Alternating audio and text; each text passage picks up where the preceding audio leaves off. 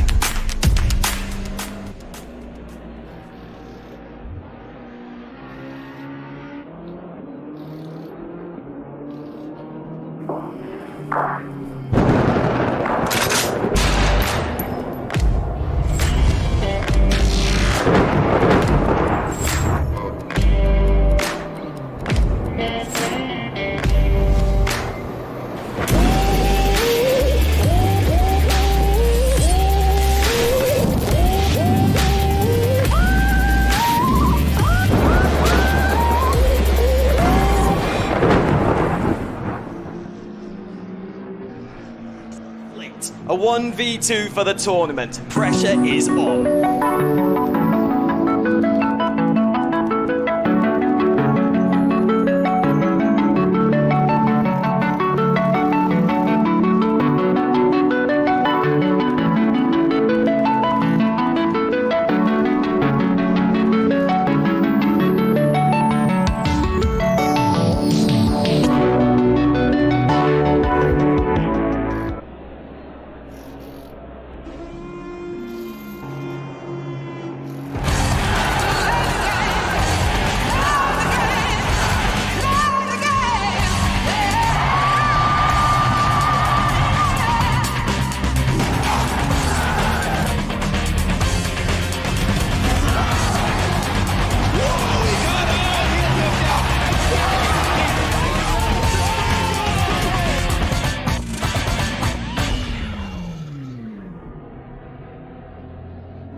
Racing for Green is here to help you carbon neutralize your racing.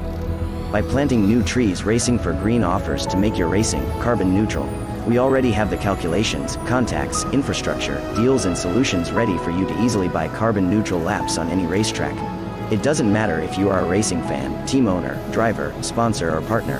Anyone can buy CO2 neutral laps in the Racing for Green webshop and trade CO2 emissions for New Forest. Racing for Green.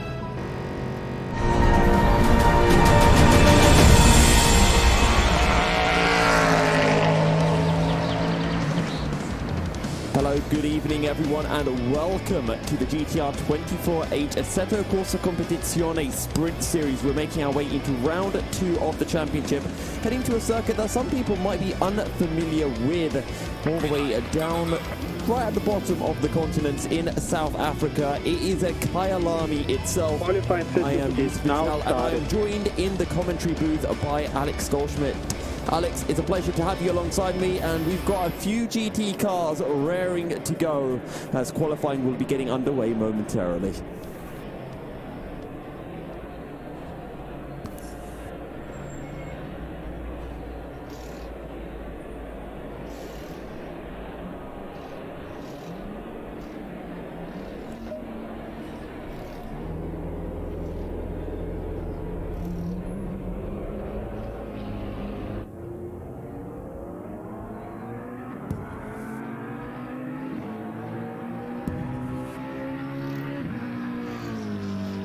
And there's a few quick drives. So if we just cast our minds back 2 weeks ago when we were all the way in Belgium, not Spa-Francorchamps but Zolder, we had a thrilling battle really for our opening round of the season, and there was 3 names that everyone needs to keep their eyes out on not just for this race, but for the entirety of the season. Now, race winner Ahmed Hosseini, Pierluca Amato, who finished in second, and George Boothby, who came in third for Yassi. And the big thing for me, and I think the big talking point, Alex, that we have to be looking at and, well, talking about for the remainder of the season is the fact that Pierluca Amato and Ahmed Hosseini are in the BMWs, whereas George Boothby's in the McLaren. And this battle between two different manufacturers will surely play a huge part over the course of the season.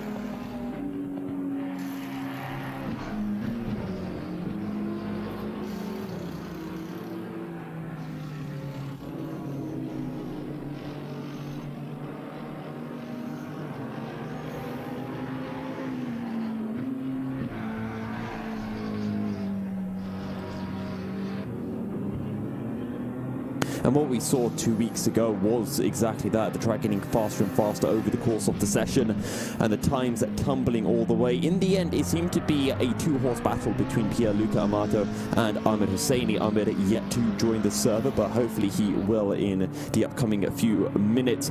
And between them, there was very little time. I think the most surprising result was the fact that George Boothby wasn't with those three. It was actually Alessio Cataneo who was able to take that third place spot. And come the race start, he jumped Pierluca Amato into turn one, and he held a huge train of cars behind him at Zolder for so long. In Zolder, notoriously difficult to overtake. Here at Kyalami, maybe Cataneo will find it a bit difficult to keep people behind him.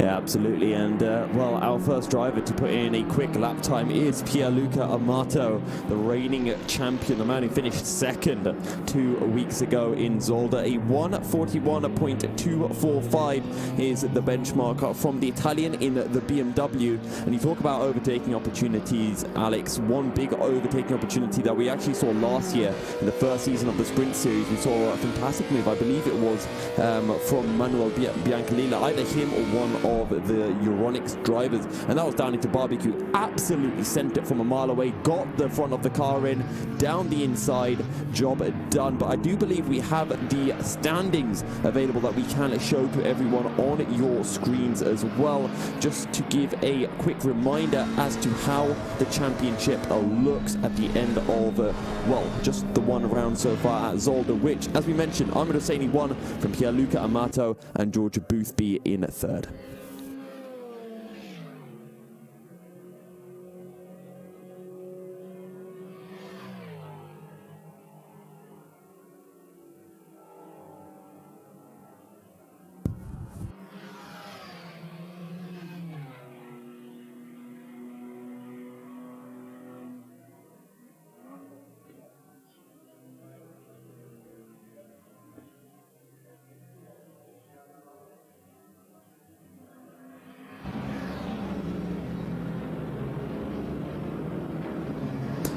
Yeah, absolutely, and we're getting a few more drivers completing their laps, few more drivers on hot laps. One driver that I'm keeping an eye out on right now is Alessio Vacirca, and Vacirca, actually, last time around, he qualified all the way down in P12, but at the moment, he's currently sitting in 6th, and he's on a fairly good lap as well, so we'll see how far up the table this lap will take the Italian.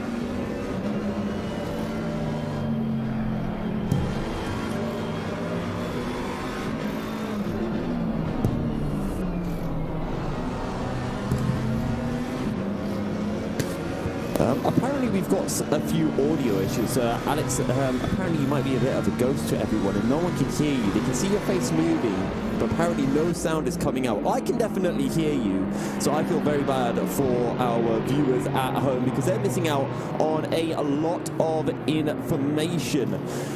Now, Alex, you are here, so this gives you an opportunity to reintroduce yourself and reintroduce the wonderful circuit that is Kyalami. Yes, indeed. Has been operating since the 4th of November 1961. It celebrated its 60th anniversary last year. It currently is actually owned by Porsche South Africa. And one of the biggest things I've noticed tonight, how many Porsches do we have on the grid, Yusuf? Nul point, monsieur. Nul point. But we, as I was alluding to earlier, we've got a whole host of machinery. We've got Munich's finest in the form of BMW. We've got McLaren. We've got the Cavallino Rampante, Ferrari being represented, courtesy of Bonacorsi in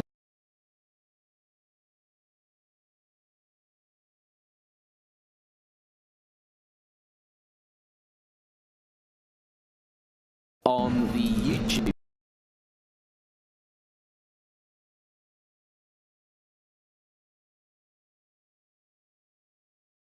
So it's really good to see that a lot of people are getting support in terms of it, and actually riding on board with Amir at the moment. And the wonderfully new car that has just joined and is going to be going into battle at the Rolex Daytona 24 hours at the end of this month, and actually in a couple of weeks' time, the BMW M4 GT3 run by Team RLL over in IMSA. But you can just see how interesting it is, you know, hard on the brakes from about 200 kilometers an hour in 4th gear through Loicott down to 1st, then turn it in, nail the apex, allow the car to drift naturally to the right so you can nail the apex going through and sort of sweep through wide on the apex going through into Mineshaft, but Amir Hosseini currently sitting P13. Well, he hasn't set a respective lap time at the moment, but he can't be too greedy on the curves, particularly through Crocodiles at turn 13 and Cheetah at turn 15, because as I was saying to you, but obviously the viewers didn't hear me, that you could end up like Kit in Knight Rider, I mean 2 wheels like ski mode. See, I would love to be able to follow up on that reference, but I have sadly never seen the wonderful show or film. I don't even know that is Knight Rider, so I have to apologise on that regard. I'm going to have to educate you, my learned young friend. Oh no. Don't worry, it's pure 80s gold, not any of the dross that followed it. But Amato's still leading the way. Hosseini's up into P8, nearly 1.3 seconds off the pace. So Hosseini's got a little bit of time to find, but the track temperature is starting to climb. The service time is at 10:11 a.m. We've got 18 minutes left, and Gianluca Amato in the car that we're actually looking at the moment, the number 36 M4 GT3, is definitely having a really good run at the moment, and is a quarter of a second ahead of George Boothby, who has just improved. Boothby was just over 3/10 behind, but now is a quarter of a second adrift. Bonaccorsi in the Ferrari in the 475 from that's Team Ballas, is currently sitting in P3, and there is a huge gap between Bonaccorsi and Boothby. It's 6/10. So Boothby, I've seen this from George before, where he's wound up the wick up to volume number 11, and he's gone for pole position, as Alessio Cataneo from Team Ballas is currently 14th at the moment, having not registered a lap time, but the Italian could very soon be giving us a representative of what we could see from another BMW. We've got 4 M4 GT3s on the grid tonight.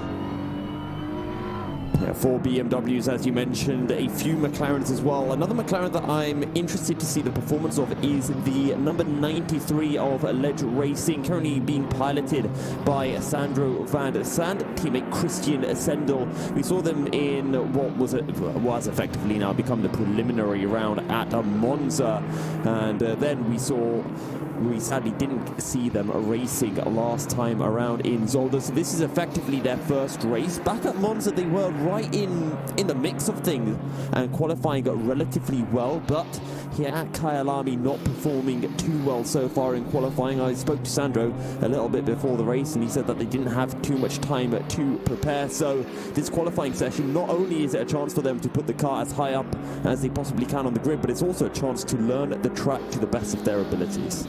Yeah, and if you're going to do that, you've got to learn on the fly pretty quickly. Cataneo, P3, 7/10 off of the pole sitting time at the moment, which is 1 minute 41.060. This circuit here at Kyalami, 2.814 miles, or 4.529 kilometers.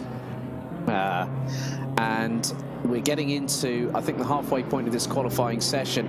Cataneo in that wonderfully liveried BMW goes a little bit wide, coming through the exit of Sunset and into Clubhouse at turn 7. And the cheers are coming in on the YouTube chat for Amir Hosseini. And King Phoenix says, I guess Amir can get close to the 40s. Well, if Amato's currently in the low 41s, it's dependent on how willing Amir Hosseini is to push, because he's currently still 1.265 seconds adrift, down in 9th position, because Cataneo is already trying to light up the time screens, whether it's green or purple. Your guess is as good as mine, Yusuf, but George Boothby is effectively the McLaren meat in a BMW sandwich right now in quali. Well, George Boothby a few tenths down, but we're all waiting to see when Amir Hosseini completes a lap. Currently, Cataneo is about to complete his lap as he comes out of the final corner. Will this be an improvement? It is indeed, and takes him ahead of Cheredi and up into P3. So currently at the moment, Arto leading the way on a 1 minute 41.060. George Boothby exactly 2.5 tenths adrift in second position, 1 minute 41.310. Cataneo Cataneo's gotten quicker in that previous lap, so took a tenth off it. Now it's just over 6 tenths behind, but then I think it's the duo of Luca Princi and Francesco Cinedi now round out the top 4 places.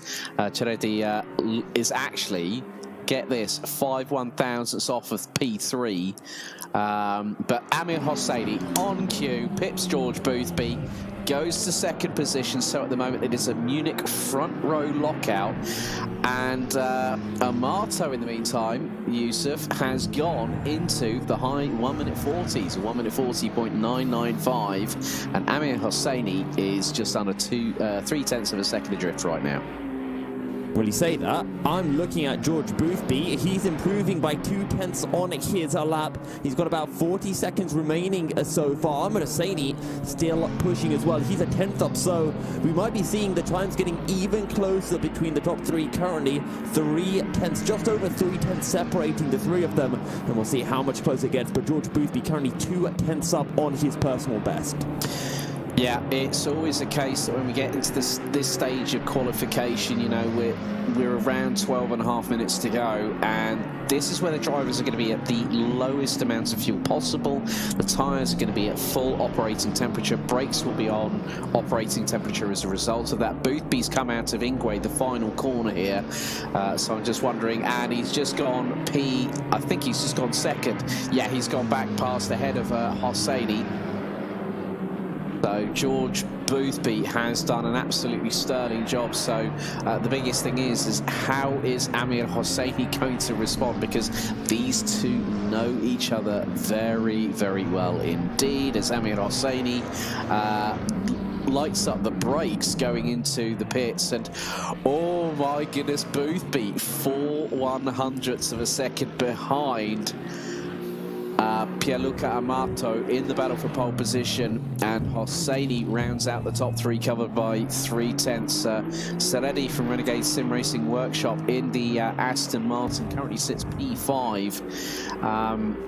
And the Aston seems to be a pretty good unilateral car in terms of whatever circuit you put it on. This 4 litre twin-turbo V8 engine, producing around about 700 Newton meters of torque from its rear axle, can be quite handy. A lot of circuits here on the Assetto Corsa Competizione platform. It's one that the drivers tend to like, and can also use ballast pretty well too.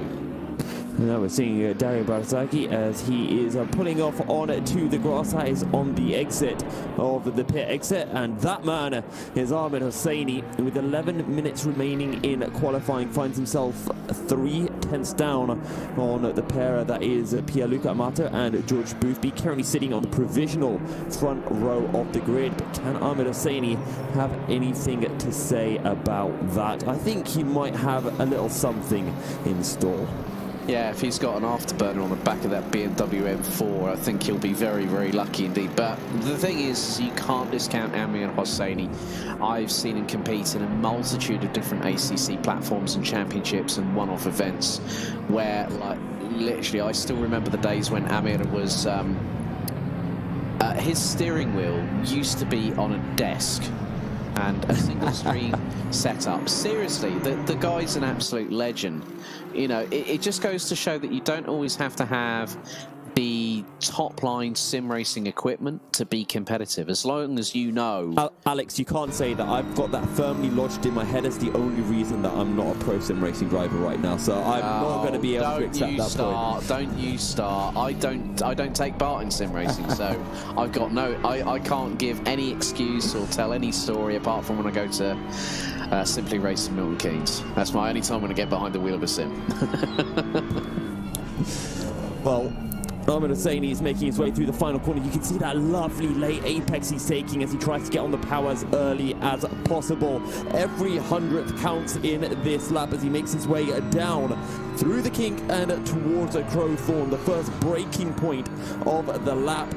And, well, let's see how much up or how far up he is on his personal best through turn 1, using up loads of curb. And again, all of the track on exit. This is a tricky corner through turn 2 because you've got to pull the car back over to the right as you make your way into Barbecue, the second longest straight of the circuit. And now make your way down towards Sunset. No sun in front of him at the moment, no sun setting either. He'll have a beautiful clear run, just a little lift, I think actually maybe almost flat it would be, but it does have to dab onto the brakes. They're back on the brakes as he makes his way down into Clubhouse, and Ahmed Hosseini is a 2/10 up on his personal best. Yeah, now down into the S's, the left at turn 8, down the dip here into the right-hander at 9. There's a couple of cars up ahead, so this might give him a little bit of a draft opportunity here, going through down Mineshaft. Hard on the brakes from 4th to 1st as the McLaren gets out of the way of the number 82 BMW M4 GT3, and now Hosseini runs the car as far wide as he dared to the right hand side going through Mineshaft, which is turn 12, taking it about 5th gear, 230 kph. There is a yellow flag out on the track, now briefly retracted. There is one of the other BMWs just up ahead, but Hosseini coming through in towards Cheetah. No greediness on the right hand side through the curbing.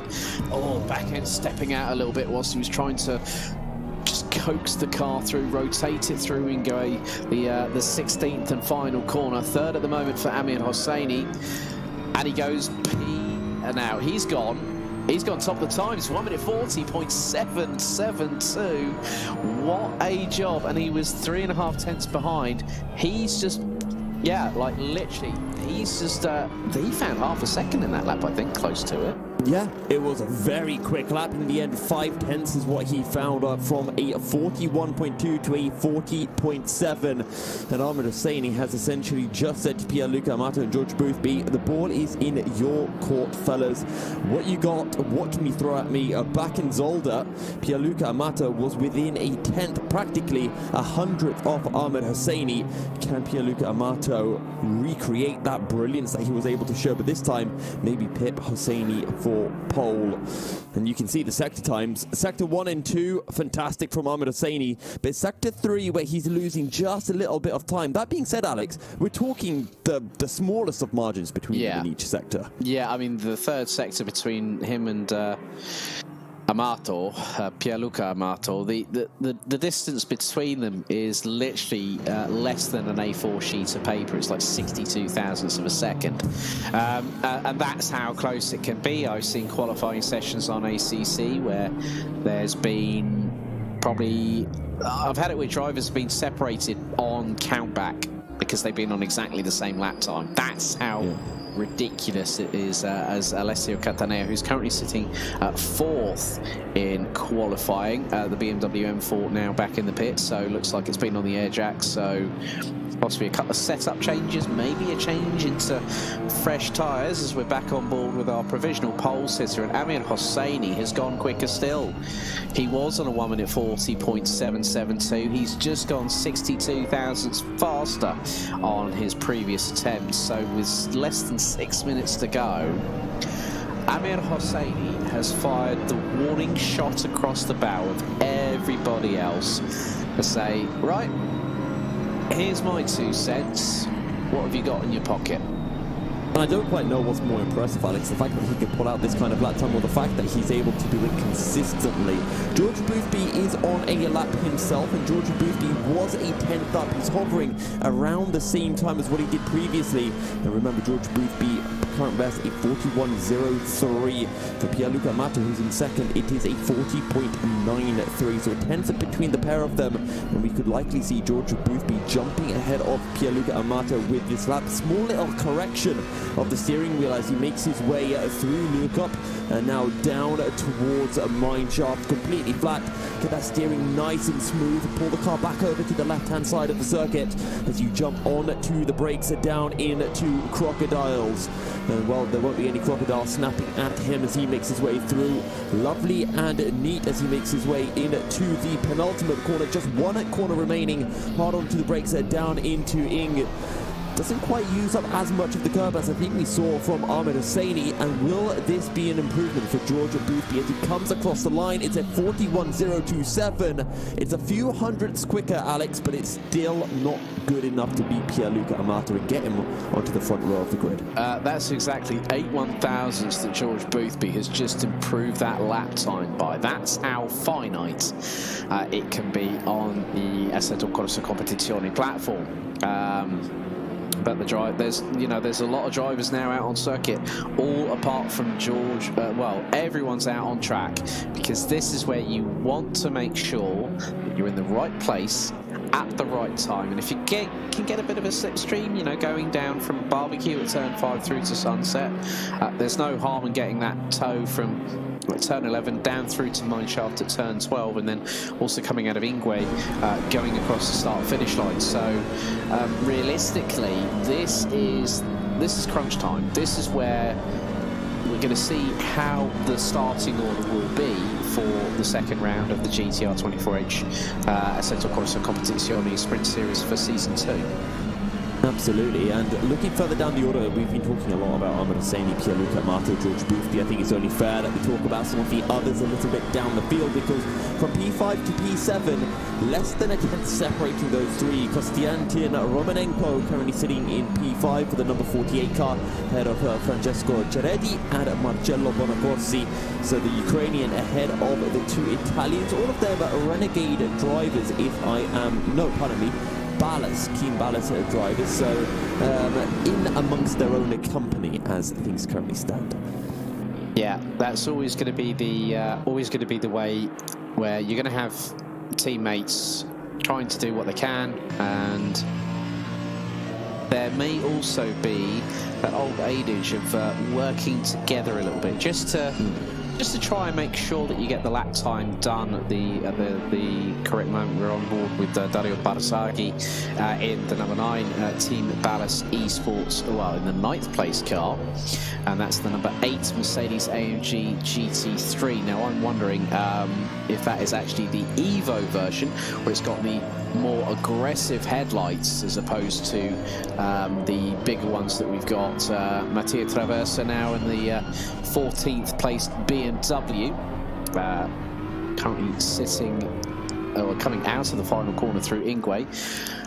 Everyone's giving Ahmed Hosseini all the cheers and welcome support. I don't seem, I mean, we've had one for Romanenko a little bit earlier on in the YouTube chat on the broadcast, but we're coming down into the crucial final 90 seconds of this qualifying session, and the track has not evolved as I might have thought it could have been, because we have seen it before. When the track goes from fast to optimum, as soon as it hits optimum, everyone is going to be flying around this circuit. And I think Amir Hosseini, he's being strategic.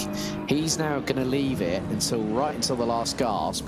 Can he actually increase that gap over Pierluca Amato and increase it from 0.217 seconds? George Boothby is exactly a tenth of a second behind Amato going into this last 60 seconds. Right, Hosseini, I think now is going to... Right, keep your eyes on this lap, because Hosseini has now buried the throttle. Forget hammer time, it's Hosseini time, as the Iranian now makes his way through into the kink on his final lap in qualifying here at round 2. And the coolest thing is, Ahmed Hosseini is going to be the first one to cross the line. After Hosseini completes his lap, George Boothby will complete his lap about 10 or 5-6 seconds later. In fact, if you look at the mini-map on the right-hand side of your screen, you see that little dot just behind Hosseini? Well, that is George Boothby. Pierluca Amato will be starting his own lap in about 15 seconds' time. He's going to be able to start just before the clock hits 0. So we're going to be in for a nail-biter of an ending as well, Alex. And I'm also keeping my eye out on the old Ballas versus Renegade battle. We've got a lot of drivers from both teams competing. I do need to apologize. I said that Ceredi was a Ballas driver. He is actually a Renegade driver, the only Renegade amongst the Ballas pigeons, if he will accept that at ADH. But all eyes on Ahmed Hosseini right now as he begins to make his descent down the hill through Lukop and down towards Mine Shaft. And I'm looking at the Delta right now, Alex, and it's dead even. Dead even indeed, but can he pull something out of the bag? Because Amir Hosseini making his way through into turn 13. The Crocodiles now through the slight left-hand sweeper here at 14, through into Cheetah. Someone's got a bit wide in front of him, and Hosseini now comes through Ingwe as the timer hits 0 in qualification out of the final corner. Hosseini pedal to the metal. He's up. Will he increase the gap? This is going to be interesting. 1 minute 40.645 from the Iranian. That's a brilliant lap. George Boothby not able to muster any higher than P3, as Pierluca Amato will make it an all-Munich front row lockout.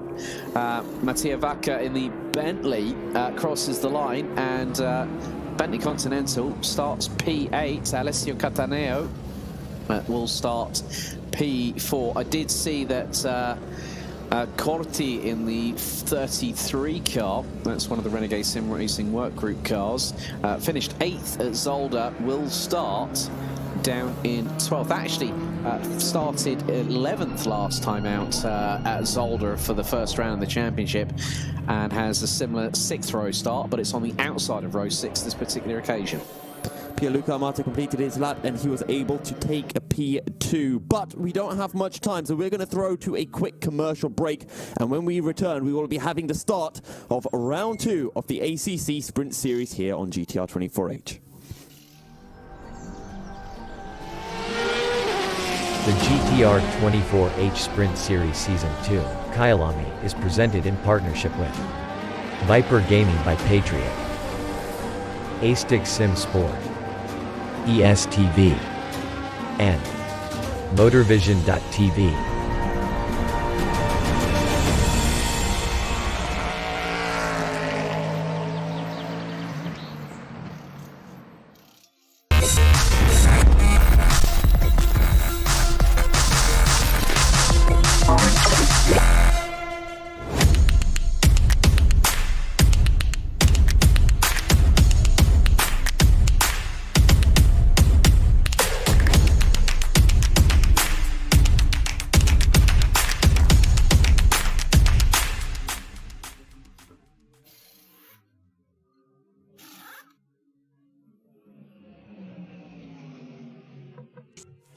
A 1v2 for the tournament. Pressure is on.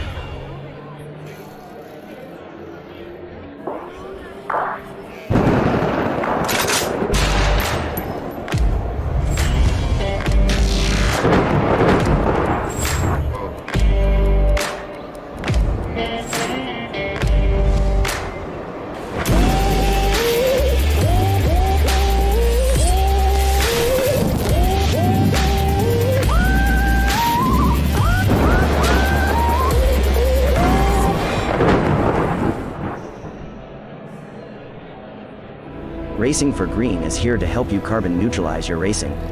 By planting new trees, Racing for Green offers to make your racing carbon neutral. We already have the calculations, contacts, infrastructure, deals and solutions ready for you to easily buy carbon neutral laps on any racetrack. It doesn't matter if you are a racing fan, team owner, driver, sponsor or partner. Anyone can buy CO2 neutral laps in the Racing for Green webshop and trade CO2 emissions for New Forest. racing for green.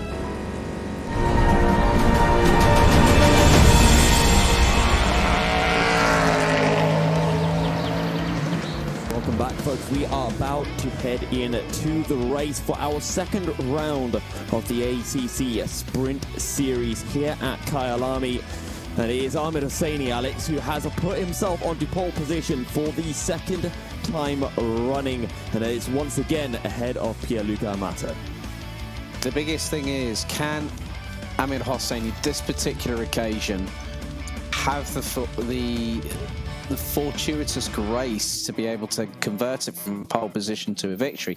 Here at a circuit like Kyalami, over a 2-hour period and a rolling start, it's going to be a tall loss because he's got Pierluca Amato alongside, and it's an all Munich M4 GT3 front row.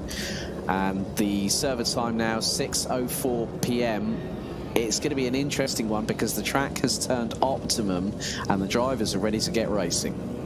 2 weeks ago, Pierluca Amato started in second, but he lost that second place spot into turn one. Pierluca Amato, you got to be careful. You don't want to be ahead of Ahmed Hosseini when those lights go green. You don't want a drive-through penalty. Look at Cataneo in P4. It's literally a 4-car race down towards turn one. The lights have gone green. P5 and P6 are side by side, but we're keeping our eye down into turn one. Pierluca Amato has a look to the inside. Cataneo looking for the outside. George Boothby around the outside of the BMW and up into P2, and it's deja vu for Pierluca Amato, who finds himself down into P3 on the opening lap of the race.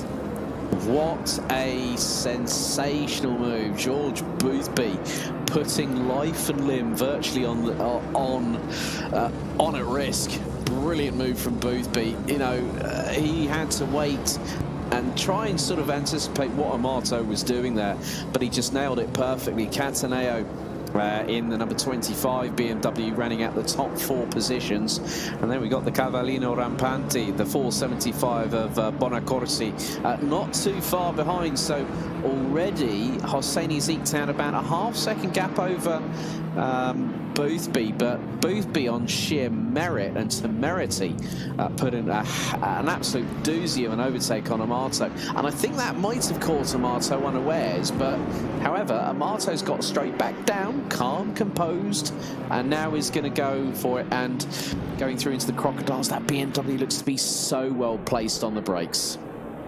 And the McLaren does tend to struggle a little bit on the brakes relative to the BMW. Something else to bring up, and I know this is early stages to mention it as well, as what we're seeing here. That's a Wojtek Dvorak down in a P12. I think he has dropped a position from where he started in the McLaren as they make their way onto the start-finish straight. But take a look at that. Alessio Cataneo is having a look. That's George Boothby. What's happened to George Boothby? Because it is Pierluca Amato who's back up into P2. And Alessio Cataneo having a little look down towards the inner side. George Boothby again on the outside through turn 2. Can he hold on to the position? I don't quite know, as that's still George Boothby on the outside of Cataneo up towards the left-hander. That is a barbecue. And George Boothby down into P4, so it must have been a mistake into the final corner, Alex, that has cost him, but George Boothby is not going to let this get the better of him. Still hot on the tails of Cataneo as he surges for a way back through into the podium paying positions. Yeah, whether there's a mistake, possibly an unforced error, maybe even some pressure coming from Cataneo. But to be honest with you, the way that Boothby was trying to keep that McLaren on the outside of the Jux K-Suite, that's turns 3 and 4. So it's a right, then it's a left.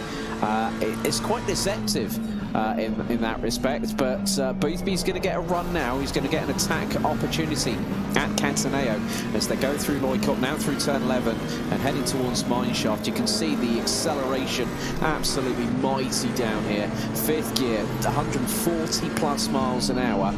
Down into what is going to be 2nd gear, through into the crocodiles. A little bit of correction there for Boothby. And one of the good things is that with the temperatures being slightly colder, the track temperature 30 degrees as opposed to 32 during qualifying, and considering the time of day that the server is on at the moment, Yusuf, we're going to see that the tyres are going to last a little bit longer in terms of the strategies, but also the cooler air is going to help with regards to performance as well, because pretty much all of these cars, apart from the Mercedes, they're all turbocharged vehicles. However, you have colder air, it's denser, it goes through the radiator, it helps with the air-fuel mixture, and the cars will respond accordingly as we get into, I'm thinking, a bit of a nighttime finale. We should be seeing the later or the early stages of dusk once we get to the end of this race. You can already see that it is not the brightest, and maybe some of those orange rays of sunset already beginning to approach. But when I was taking a look at George Boothby, it seems that George Boothby has his car set up a little bit differently from what we saw to Cataneo. Maybe that's a case of McLaren versus BMW. But Cataneo, you could definitely see some of the understeer really affecting the BMW on corner entry, whereas for George Boothby, especially through the offer camber, or I should say the adverse camber corner of the penultimate corner, starting to see a bit of oversteer, four-wheel drifting this early on in the race, and you can tell that George Boothby pushing. But look, Pierluca Amato has the fastest lap of the race and is on a bit of a mission, a little bit like George Boothby is on a mission, as he's going to send one down the inside. Alessio Cataneo is going to leave a room, but George Boothby, I think, has got the job done. They brush doors, door to door, as they make their way through the right-hander, still side by side, neck and neck, down towards the final corner of Inga. And is George Boothby going to get the move done? Alessio Cataneo made his car so wide as Zolder, and he's going to make his car equally wide here at Kyalami. I mean, I've got to give Boothby credit where credit is due. You know, to get through and be on the inside at Sheeta. We're going to have a look at the replay here. You can see going through into Ingwe, Cataneo up the inside, takes a bit more curving. Boothby's got no other option but to run the car wide out of the corner. That'll help him come back onto the circuit without a difficult rejoin. And again, Boothby right up the inside through turn 5 at Barbecue. You can see that Boothby is really sort of trying to gauge where the weakness of the BMW is around the circuit, and he's also keeping an eye on what Cataneo is doing in terms of driving style. But Boothby's got to watch himself here, because Bonaccorsi in the 479 Ferrari is right up the exhaust pipes of the McLaren. One of the biggest things that, for those uninitiated viewers that are watching with us, thank you very much for joining us here on GTR24H.org. The biggest thing is when the version 1.8 update came through on Assetto Corsa Competizione, there has been a bit of a change in terms of the driving dynamics of a lot of the vehicles. They've sort of like had a bit of a bopping, so to speak, as in balance and performance adjustment. And that's where characteristics of cars will change. Now, George Boothby, you know, is no slouch at all. But it's about getting your head around it, and it's going to take you a few hours, maybe a few competitive races to do that. But already Boothby, again looking strong, coming through Ingwe as we're about to complete lap number 4, and the gap between first and second, Amir Hosseini ahead of Pierluca Amato. The gap is nearly a second between the pair, but Boothby hell-bent on getting past Cataneo to retake third place at the moment. And you know how we joke, Alex, about how Pauli Ahonen is the Kimi Räikkönen of the Endurance E-Racing World Championship? Oh, well, here we go. So first time of the season you mentioned that with me and you and me on comms. Oh, Boothby nearly up there again through the Jukes K sweep. Yeah, go on. You were saying Pauli Ahonen. I am going somewhere with this. So 2 weeks ago, when Chris Buxton was in the comms booth with me, we dubbed Alessio Cataneo the Jarno Trulli of the Sprint Series, the moving roadblock himself. And Cataneo did a fantastic job of keeping drivers behind in Zolder, and he's doing that again here at Kyalami. And we brought it up in qualifying, we brought it up at the start of the race as well. Would he be able to do it here in South Africa? A lot more open of a circuit, a lot more overtaking opportunities present, and Cataneo is doing a fantastic defensive drive right now. Yeah, considering he finished 5th last time out at Zolder, he qualified P3. So I would imagine that Cataneo is looking to get a few more points in the bag in comparison with what we had a couple of weeks ago at Circuit Zolder in Belgium. A fantastic circuit in its own right. You know, we're less than 10 minutes in, and the battle lines have clearly been drawn. But Amir Hosseini is just trying to pull away at the moment and trying to get a gap between himself and Pierluca Amato in the early stages. So at the moment we have a BMW 1, 2, 3. But Boothby is menacing large in the rear view mirrors of Alessio Cataneo in this battle for P3. They're coming down through into the King Turn 1 and then heading down towards Crowthorns. Now, if Boothby's got enough cojones is the term that I'm going to use here. It's one that I do like using when you do know that someone's got the stones to go for something, and Boothby's one of those characteristic drivers.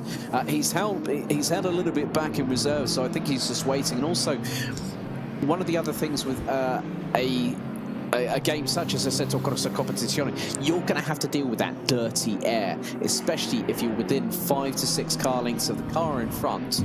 And that's another thing that can unsettle the balance of the car, that can sometimes cause you to over-rotate in corners. Sometimes you have to use the person in front as a bit of a yardstick in terms of braking reference points, and that's going to be quite crucial when we get into night time, because dusk is fast approaching. 6:14 p.m. is the time on the server, and you know, even though we're 10 minutes into this 2-hour race, Yusuf, nothing's quite over yet until we get the checkered flag. Well, Pierluca Amato holds on to P2. He's falling back from Ahmed Hussein. He's just pumped in a 1:41.2. Meanwhile, further down the field on your screen to your right is Francesco Ceretti, who's running in P7. And he's got Kostiantin Romanenko right in front of him and Mattia Vacca just behind him. What is a three-way battle for P6. In fact, Romanenko right behind Marcello Bonacorsi as well. And the pair of them only a second behind Boothby and Cataneo. Cataneo really just keeping everyone tucked behind him, and surely we'll be seeing some overtakes soon, as we see Ceretti with Mattia Vacca close behind, not quite close enough to look for a move down into Crowthorne, but I'm sure Mattia Vacca will be keeping his eyes peeled for an opportunity if it does present itself. Yeah, and sometimes that can be soon rather than later, Yusuf. You can't always predict how one driver is going to react to a particular situation, as we're now seeing this ongoing fracas between Cataneo and Boothby. And I think Boothby might be playing a bit more of a strategic game here, but I've said that before and he's proved me wrong completely. But George Boothby now again, I mean, look how close they are going through into the S's through turns 8 and 9, and Boothby's got this real good awareness, and when he's been on absolute form, he has been pushing. And one of the things that he's also got to consider now, so I've just seen that the gap between Amato and Hosseini has increased from 1.5 to 1.7 seconds in the battle for first and second position here. Boothby might be playing a strategic game. Now, obviously, these cars can run for about an hour with a full tank of fuel and also a set of tyres. So it could be dependent on whether Boothby might decide to do a little bit of fuel saving, and that might prove to be a good dividend if he's going to try and do an undercut. I'm really glad you brought that point up, Alex, because there's something I did want to touch on, which is the McLaren versus the BMWs, because last time out at Zolder, we saw that the McLaren, it seemed that during the pit stop phase, was able to gain a bit of time over the BMW, so whether that was because less fuel going into the car, which is my main assumption, I honestly thought George Boothby would be in a fantastic position if he could stick with Amato and Ahmed Hosseini, but with Cataneo in front of him, this is making things very difficult. You can still see Pierluca Amato and Ahmed Hosseini making their way in the corner of your shot, and that'll give a bit of hope to George Boothby, but Ahmed Hosseini has been absolutely flying. He was matching the times of Pierluca Amato. They were setting 41.4s, and then Hosseini just brought it down, 41.2, a 41.1, last time round a 41.3, and he just keeps on taking a few tenths out of Amato and quite a few tenths out of Cataneo and Boothby. And Boothby, he's got to decide, does he push, does he try to find a way through as quickly as possible, or does he just decide, okay, I'm going to sit behind, maybe save some fuel, maybe save my tyres, so that once Cataneo pits, he can really put the hammer down and try to get the overcut to work. Yeah, it's because I can now see that going through turn 11, Boothby went a little bit wider than Cataneo coming out of the corner. So because one of the other things that when you're in the dirty air of another vehicle, the temps on the engine are going to start to skyrocket, because rather than getting nice, cool, fresh, dense air into the front air dam and into the radiators and everything like that, as King Phoenix has nicely said on the YouTube chat. Very good and fair defending by Cataneo. 100% agree. It might be the Cataneo train at the moment, but he's doing a fantastic job keeping Boothby at bay. So there you see at the moment Amir Hosseini leading by nearly 1.85 seconds ahead of Pierluca Amato. Alessio Cataneo keeping George Boothby at bay for the final step on the virtual rostrum. Bonacorsi in the 475 Ferrari is in 5th place, and then Romanenko has been doing a fantastic job in the number 48 McLaren, but Sandro van der Sande is trying to get the upper hand on Wojciech Dvorak, yeah, Dvorak at the moment is keeping ahead, so the two McLarens really intertwined into an inter-brand battle, so to speak. But Boothby once again now starting to push and is trying to put the pressure on to Cataneo, but Cataneo so far in the first 15 minutes of this 2-hour race Cataneo drifts a little bit wide coming through Loikop. Boothby is trying to get alongside him. This is the run through down to the mine shaft, but Boothby has to back out of it because that could have ended up messy. But could Boothby look for a move into Crocodiles? He's going to break earlier, look to get the exit, and he's right on the tail of the Cataneo as they make their way down towards the Cheetah corner, almost completely flat, and Boothby a bit too far behind to have a look down into Ing. But Boothby consistently looking, just waiting, praying that Cataneo makes a mistake and allows Boothby to find some way through. But so far the defense of the Italian has been solid as a rock. Well, okay, maybe not quite as solid as a rock, because Boothby has found opportunities, but he just hasn't been able to fully, what's the term? Exploit. Fully exploit them. There we go. Yeah, and Kyalami, in the local Zulu native language known as My Home. Well, it is the home for several drivers, the likes of Sheldon and Kelvin van der Linde. Van der Linde now being partnered with returning 3-time DTM champion René Rast at Absportsline in the Audi R8 this season, which is rather exciting. But Cataneo again goes defensive, this time going through the left-hander here at Clubhouse. He's done a fantastic job. A little bit of a dust kick up there, I think, possibly from Boothby, from the right rear tyre going into the approach, coming out of Clubhouse and into the S's. But again, that McLaren is looking rather menacing. He's just waiting to exploit any mistake that Cataneo might make. But at the moment, the Italians still doing a great job. But again, Boothby just carrying so much speed coming out of turn number 11. They're heading down into Mineshaft, and the BMW seems to have the legs on the McLaren ever so slightly, but Boothby launches it, and has he outbraked himself? He has! Boothby literally has gone off track, off piste. Oh my! Boothby had to try. We're going to go to a replay here, so you can now see coming down the hill. So Cataneo is just going to go right. I'm going to go brake. I'm going to brake, and Boothby. Oh. I think he lost it under braking, because that is something you don't normally see from George Boothby. That was So we've got this. This is also a replay. So this is rewinding time, as I like to call it myself, and we're going to see exactly what happens. So I think George Boothby wanted to sit behind, got caught out by Cataneo braking early, was forced to send it down the inside, and realized that if he tried to brake, they'd make contact. So he just sent it down the inside to try to avoid an incident. So let's just see what happens here. Brakes, yeah. No, he doesn't lose under braking, doesn't he? Oh, that is not a pleasant contact with the barrier, is it? Well, no, the back end stepped out to the left-hand side, so was there an issue? That's the thing. Because that's uncharacteristic. Unless there's been a lag spike, if there's been an issue with the brake pedal, that car normally would not do that under George Boothby, and that's weird. That's very, very weird indeed. So I'm sure we'll find out. And now, look, he's got two cars right up his back bumper. So now Boothby in 4th position. Cataneo is probably going to be the best part of at least 3 seconds up the road. We'll make that 5.3 seconds.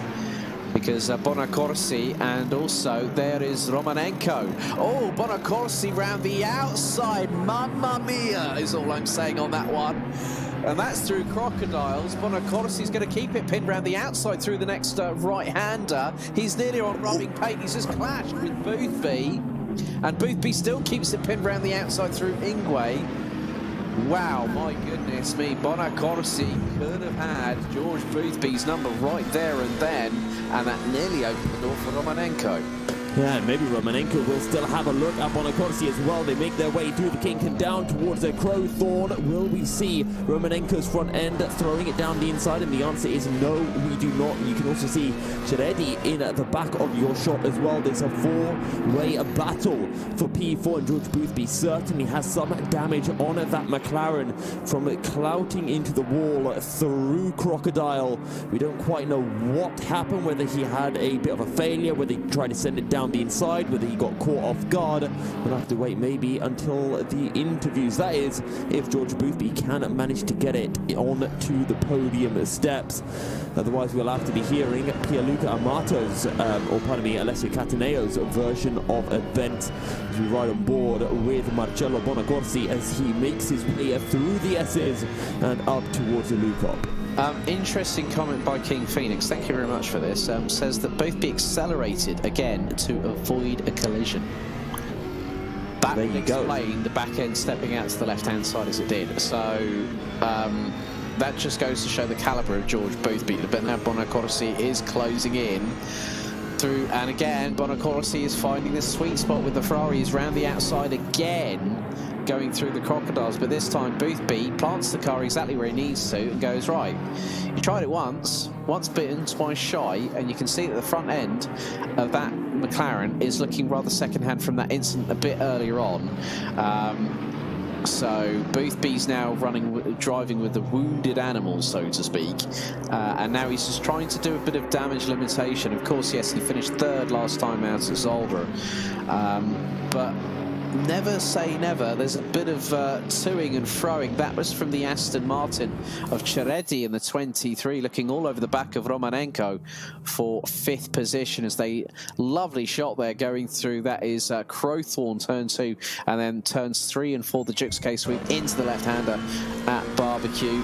And one of the nicest corners on the circuit, because you're going to see a bit of low-lying sun if you get a particular camera angle, which we might get now, because you get sunset as all. Romanenko seeing that Bonacorsi was running at a different racing line going through Clubhouse, but now forget the Cataneo train, it's the Boothby train we've got right about now.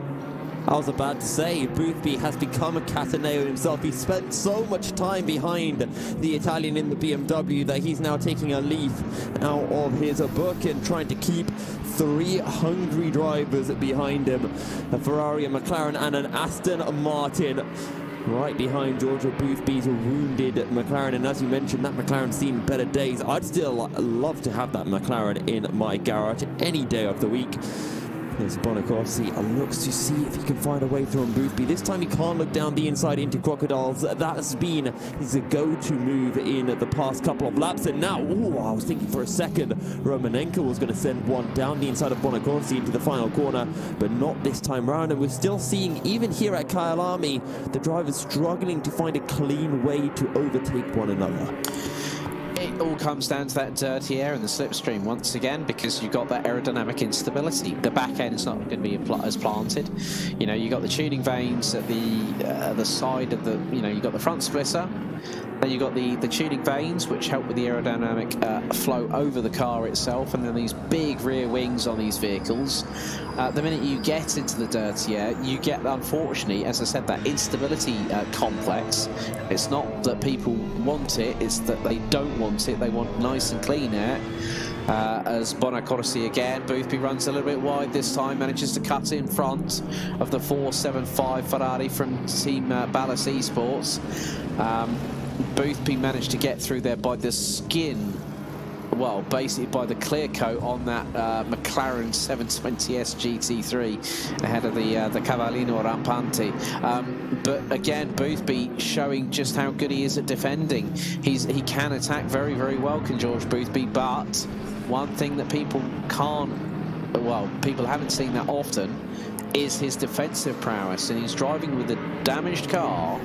That front split is not at its optimum. The bumper's a bit askew, so the aerodynamic efficiency is not quite there, but he's done a fantastic job so far as we're getting towards, funny enough, Yusuf, we're getting towards the first quarter of this 2-hour race being completed in about 6 minutes' time.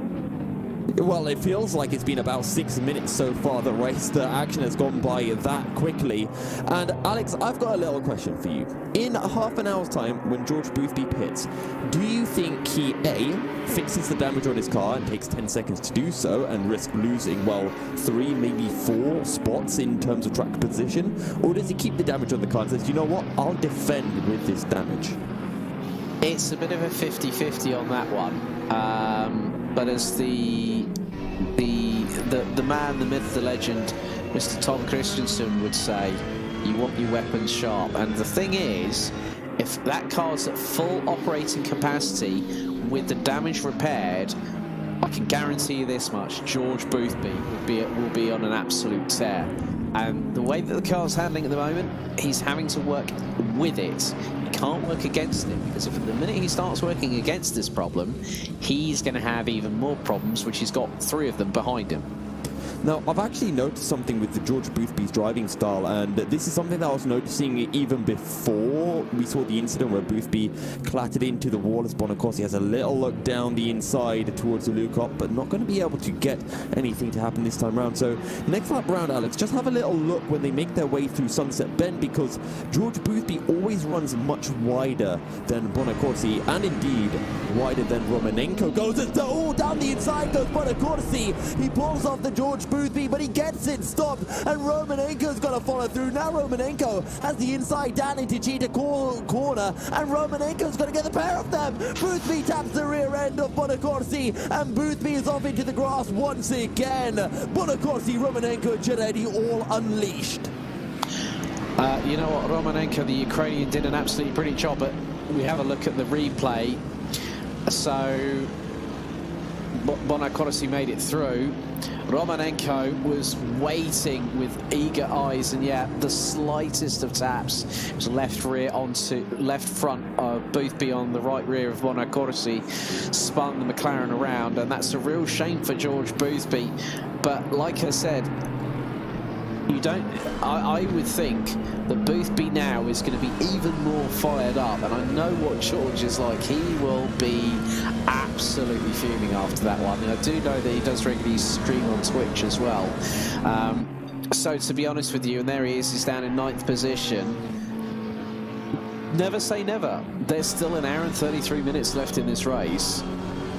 Boothby could come back firing on all 8 cylinders in that McLaren and just go for broke. But it's easier said than done a circuit like Kyalami, but you've got to make sure that you play your cards right. He's now going to have to calculate things on the fly.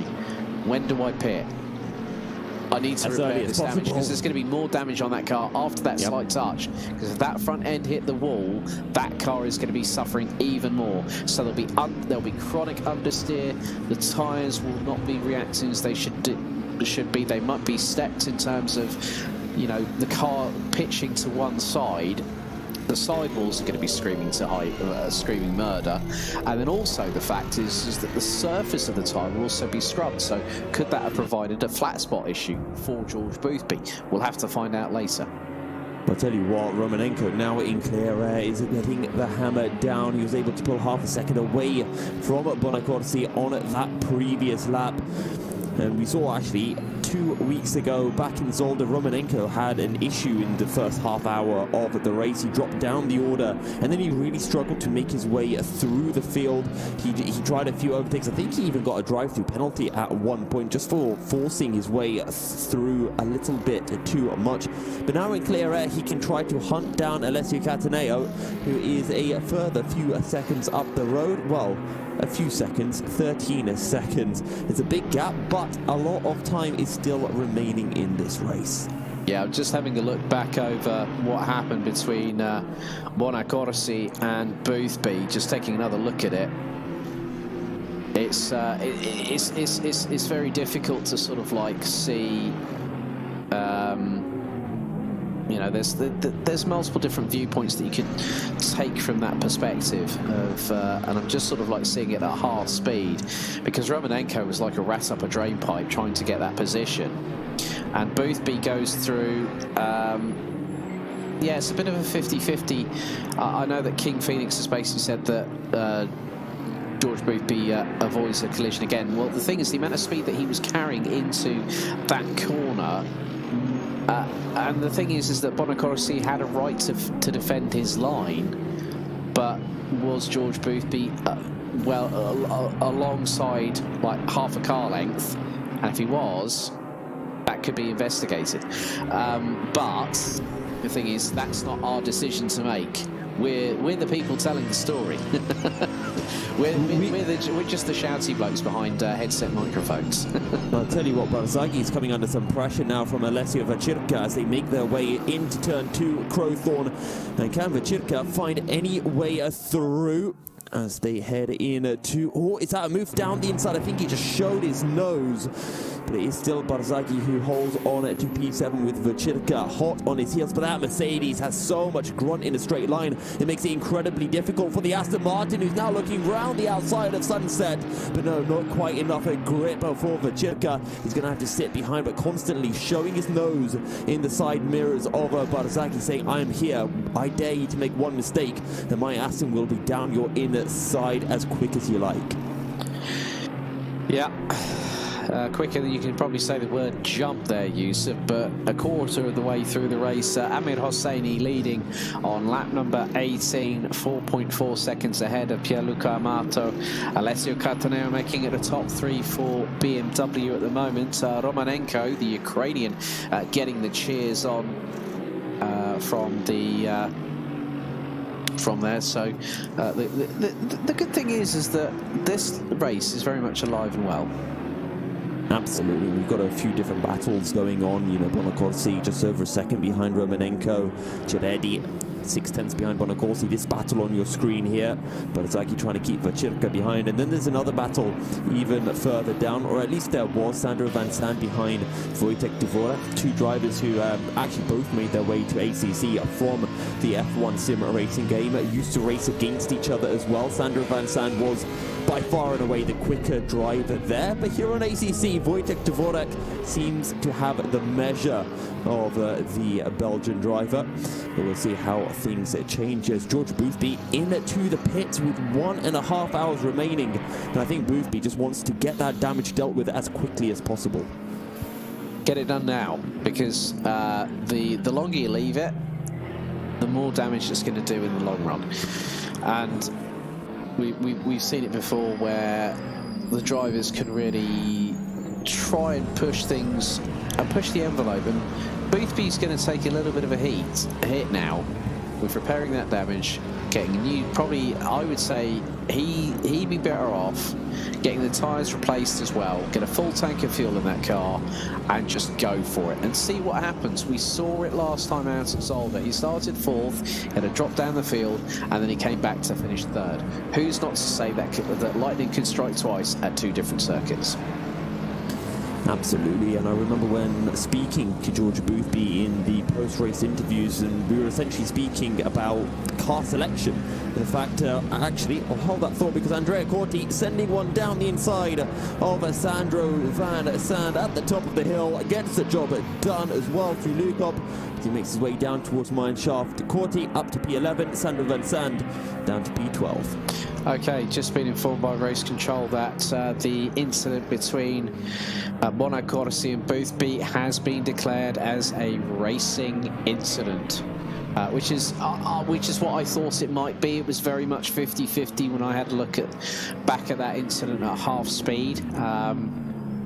That just goes to show you how hard these drivers are pushing. So a very good call there. I think that was probably the fairest decision that they could have made with regards to that. If it had been a case that Bonacorsi had turned in a little bit more towards the right, then I think probably would have been classed as full, at full. But it is what it is, and as we say, that is racing. Well, it is racing, and sadly for George Boothby, he's ended up on the wrong end of the stick as Dario Balzaghi tries to find a way through on Ceredi, but for now is going to have to sit behind, and we have also completed over half an hour of the race. So with that, we're going to jump on in to some quick commercial breaks. Don't worry, you'll still be able to see the race, you just won't be able to hear our wonderful dulcet tones.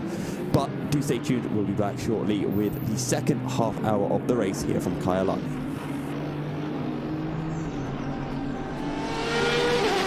The GTR 24H Sprint Series Season 2, Kyalami, is presented in partnership with Viper Gaming by Patriot, A-Stick Sim Sport, ESTV, and Motorvision.tv.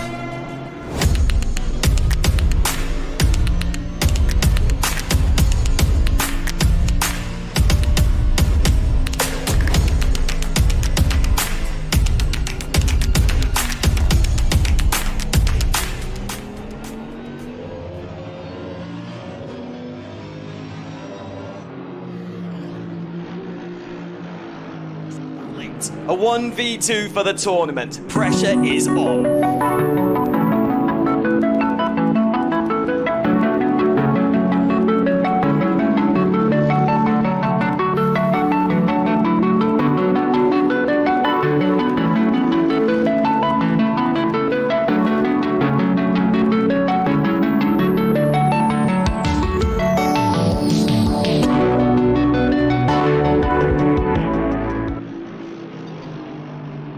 Racing for Green is here to help you carbon neutralize your racing.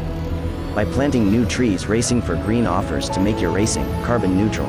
We already have the calculations, contacts, infrastructure, deals and solutions ready for you to easily buy carbon neutral laps on any racetrack. It doesn't matter if you are a racing fan, team owner, driver, sponsor or partner. Anyone can buy CO2 neutral laps in the Racing for Green webshop and trade CO2 emissions for New Forest. Racing for Green.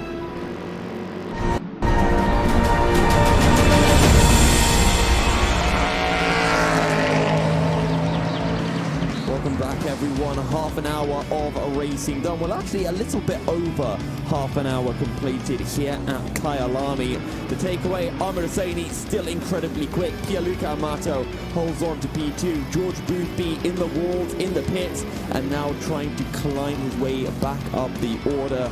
Alex, we've had a lot of action for what has just been half an hour of racing.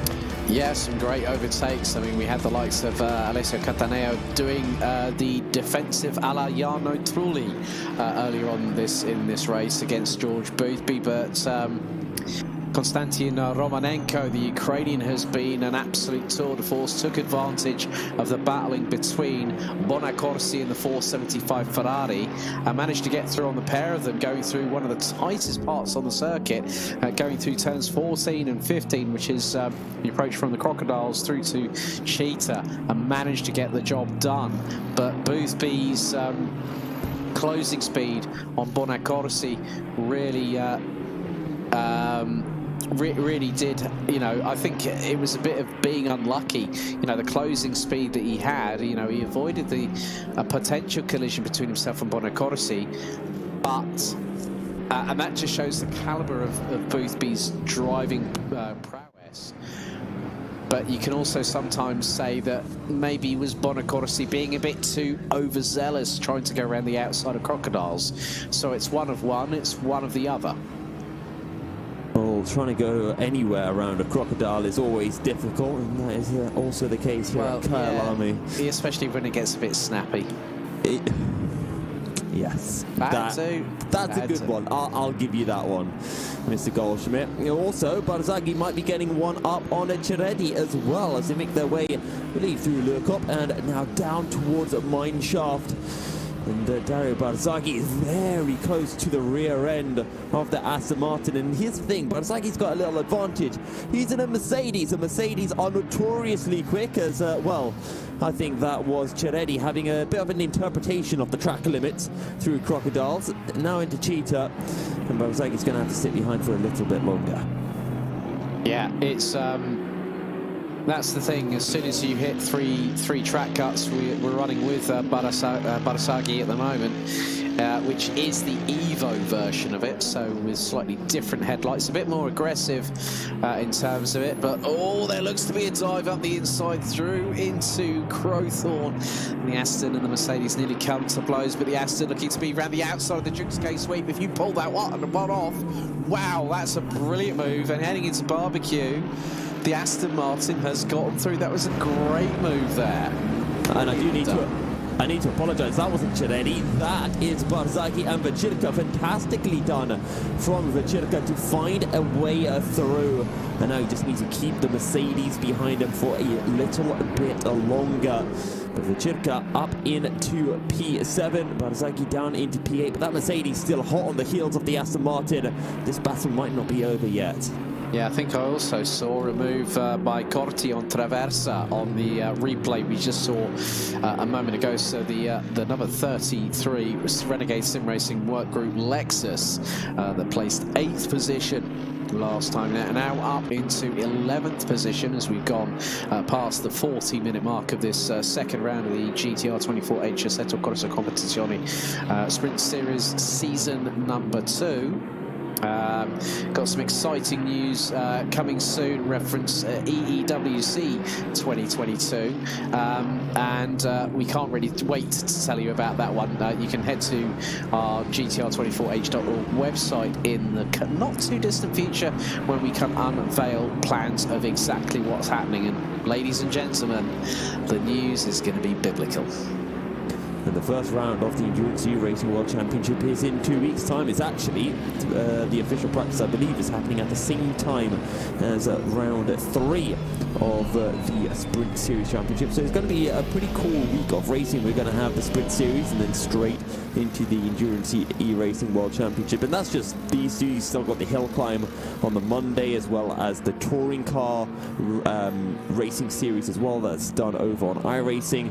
We've seen a pit stop, the first, I guess, almost scheduled pit stop, because George Boothby's pit stop was so early. And that's Sandra Van Sand out of the car after just 40 minutes, handing over to his teammate, his German teammate, Christian Sendel. Yeah. That's one of the other things as well with the Sprint Series, that we do have drivers actually teaming up. So Vachirka partnering up, so you've got Alessio and Simone in the same car. Then you've got Luca Princi and Francesco Ciretti in the number 27 car. So the good thing is that these drivers are giving each other equal amount of time, and they'll have a strategy in play. Sometimes, if you are the only driver in the car, you're going to be incredibly under pressure, both physically and mentally, over a 2-hour race. And now we're starting to see the temperature decrease a little bit more in terms of track temperature here, Yusuf. We're now down to 28 degrees Celsius, so this is going to help the tyres quite a lot in the next hour and a quarter. Which also means it's going to be helping out the likes of George Boothby and Christian Sendel, who had to make rather early pit stops. So they'll be they'll be very happy to hear that their tyres will have a little bit of extra life in them, as the track will be slightly kinder towards the 4 boots on these mobiles.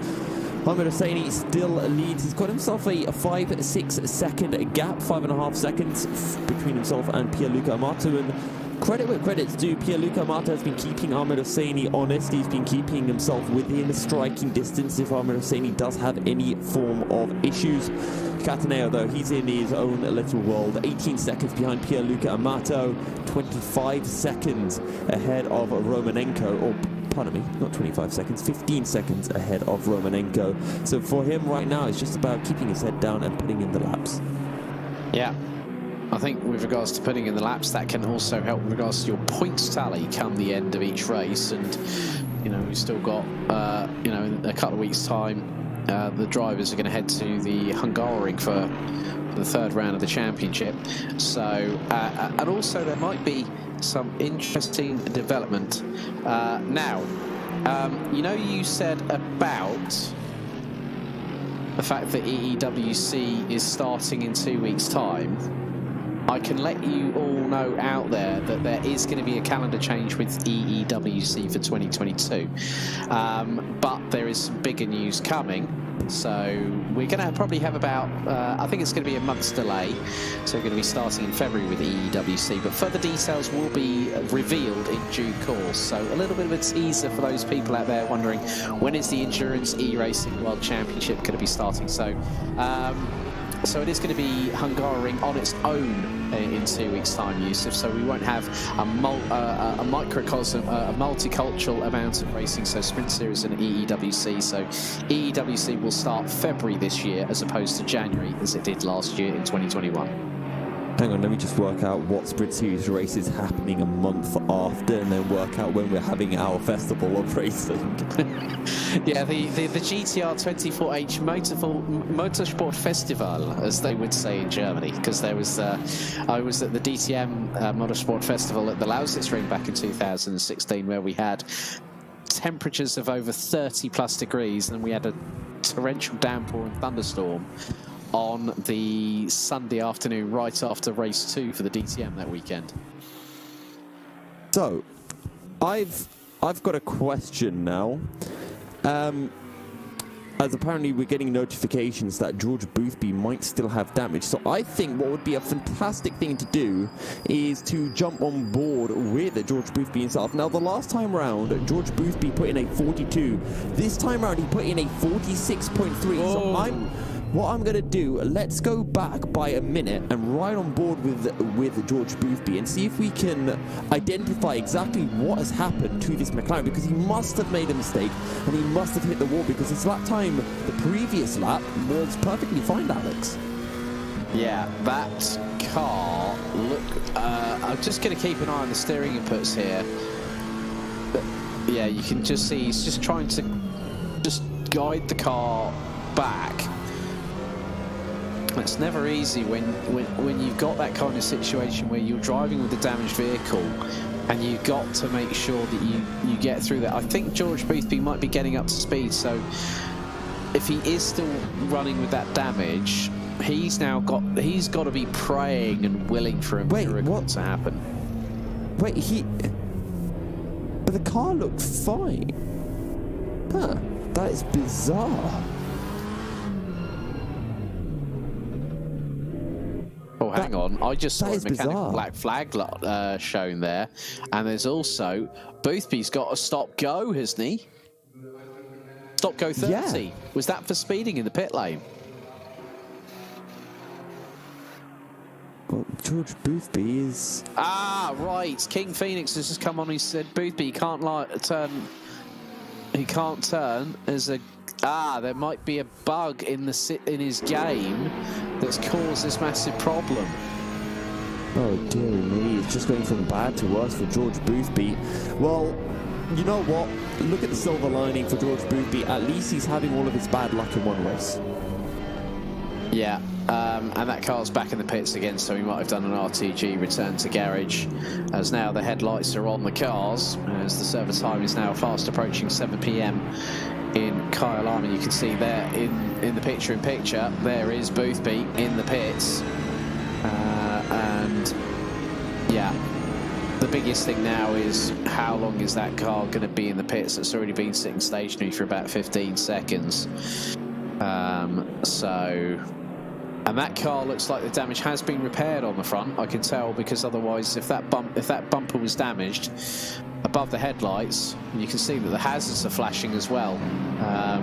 It's part of the procedure. I'm just rereading the message from King Phoenix. It's not that he can't turn, it's he can't turn on the lights, I think. Yeah. And there's the rule within there's a rule on the game, which is when darkness approaches, you've got a few laps to turn the lights on the car. So is that why it's given him the penalty? Did he stop on the middle of the track to go into his settings and try to bind a button to turn on and off his lights? One of the other things that was on there, mechanical black flag was showing as well.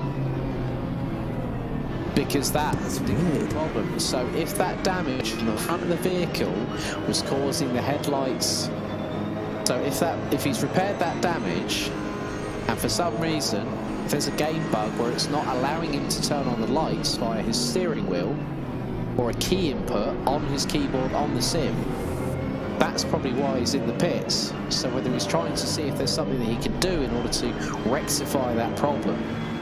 Well, let's hold on to that thought for a second, because Ceredi is all over the rear end of Bonacorsi as they're making their way through the final corner of Inga and on to the start to finish straight. And Ceredi was really up the inside into Crocodiles, as further down that's Wojtek Dvorak, seeing Mr. Corti closing in to him in the battle for 10th, the final point paying position as well. Yeah, we're about just over 9.5 minutes to go until we hit the halfway point of this race. And yeah, what are we now? We're on lap number 30. So Boothby, George, are you alright? We just saw that on the top right of the screen. That is bizarre. However, we'll go back to that momentarily, because Ceredi is having a little look around the outside of Bonacorsi, ends up braking earlier into the S's as he looks up for a cheeky old cutback, but Bonacorsi having absolutely none of it. Yeah. Yeah, so that just goes to show how quickly things can unravel. But Bonacorsi keeping Ceredi at bay, and they've got Machirka, that's Alessio behind the wheel of the Aston Martin just behind. Alessio for the Vachirka brothers, or maybe it's father and son, maybe it's cousins, I don't know. They both have the same surname, so I'd like to assume they are siblings. Someone of Vachirka will be jumping in the car once they do make their one and only pit stop, or the one and only scheduled pit stop of the race. Wojtek Dvorak. Corti is really closed in as well. And Andrea Corti, last time round, or at the last race, qualified P11, finished 8th in that race. And maybe he will be looking at to go to worse, but as long as he picks up points, it's all decent.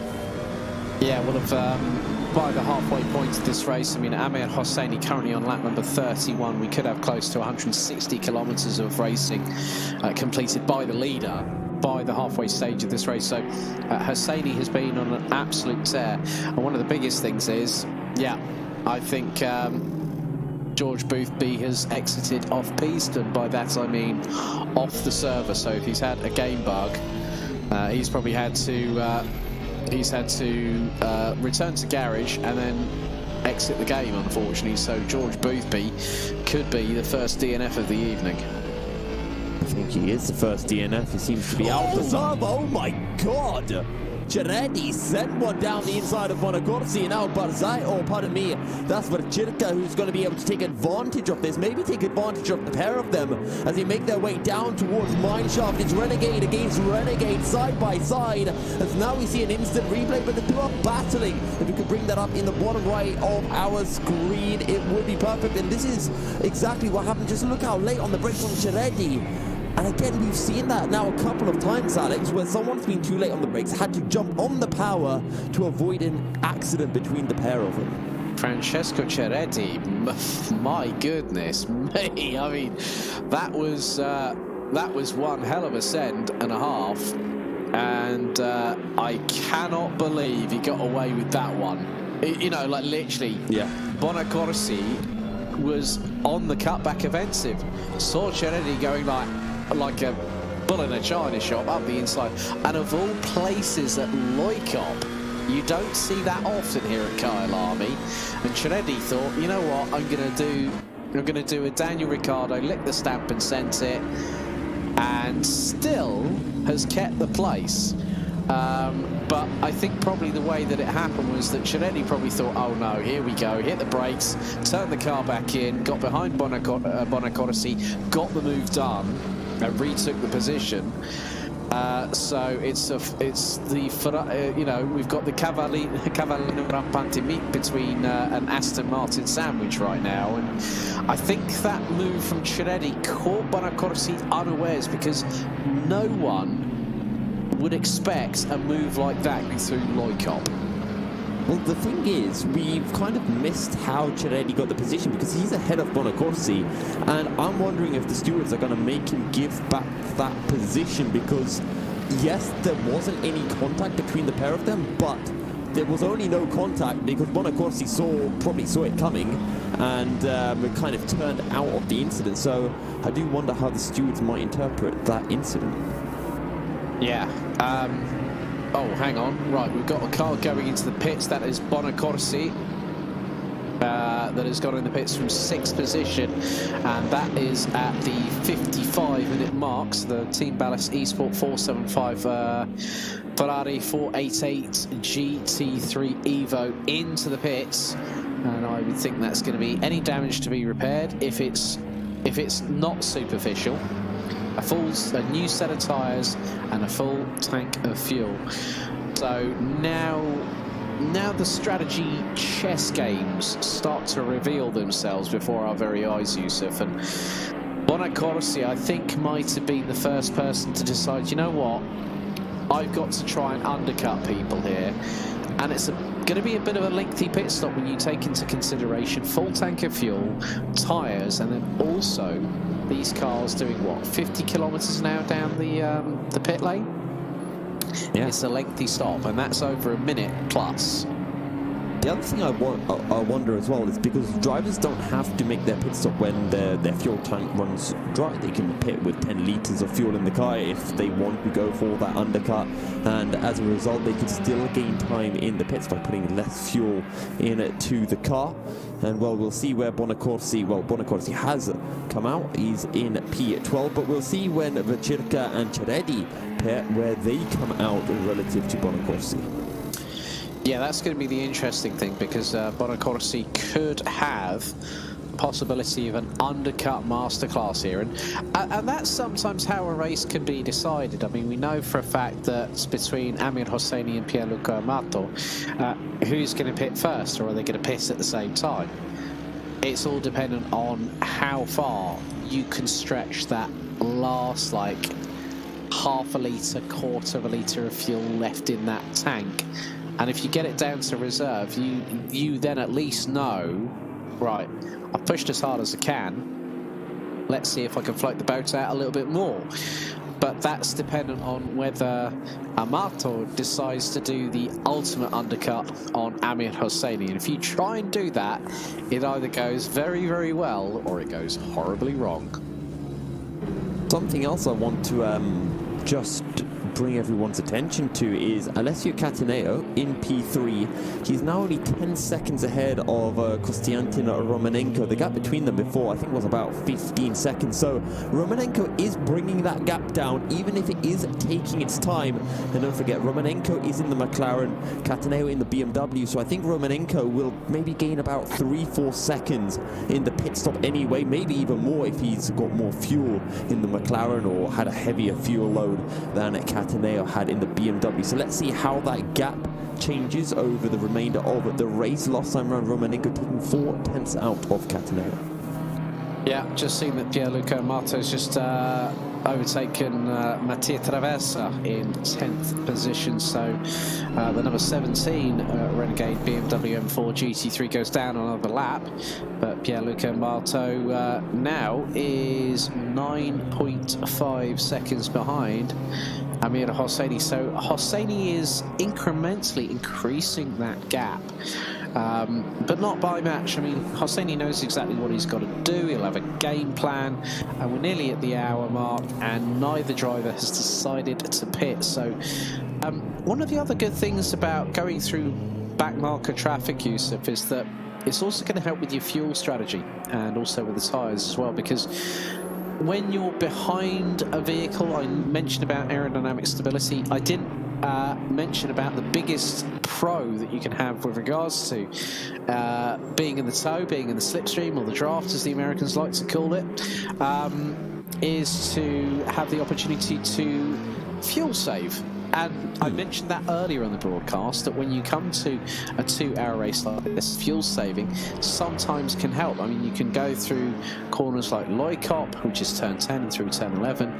There's a bit of a downward slant, and then you can start applying the power, because if you start applying the power too early through the exit of the corner, having negotiated your way through the apex, you can lift and coast. So you can lift and coast before the braking zone, hit the brakes, turn in, wait a second, bang, hit the power. Yeah. And actually, just before I change the subject... Oh, Amato's pitted. Yeah, Martin's pitted, and so had a very certain driver called Alessio Cataneo. He's pitted as well. He's down to P8 now, ahead of Bonacorsi, who has already made his pit stop. So now we need to wait for Romanenko to pit and see where he comes out relative to Cataneo. The gap between the pair of them before the pit stop was about 10 to 11 seconds. So we'll see how things change. Pierluca Martin, now that he's made his stop, he's actually 10 seconds behind Romanenko. Yeah, so again, the strategy calls now coming in. We're past the halfway distance. Amir Hosseini still leads after what is now 35 laps of racing ahead of Konstantin Romanenko from Team Ballas Ukraine in the number 48 McLaren, having done a fantastic job so far. Pierluca Marto rounds out the top 3 ahead of Francesco Ceredi, who now jumps up into 3rd place as a result of, I think, Amato. Yeah, Amato has ended up in the pits. So Alessio Vacirca, followed by Dario Barzaghi. That is your top 6 cars at the moment. Mattia Vacca rounds out the top 7 ahead of Alessio Cataneo. Matteo Bonacorsi rounds out the next couple of positions, and then Wojciech Dvorak has now handed over to Teddy Franks in the Ledge Racing number 34 McLaren. Mattia Traversa, and then we've got Andrea Corti, and then finally the number 93 car. That is the Outlaw Racing McLaren that has now got Christian Sendel behind the wheel. But yeah, there's been an interesting change, because there goes Ceredi into the pits. So I would imagine that Luca Princi will be taking over for the final, the second part of the race, as now looks like we're going to have clear skies. We did have a bit of cloud cover for the first half hour or so of this race, Yusuf, but now with clear conditions, track temperature at 27 degrees Celsius.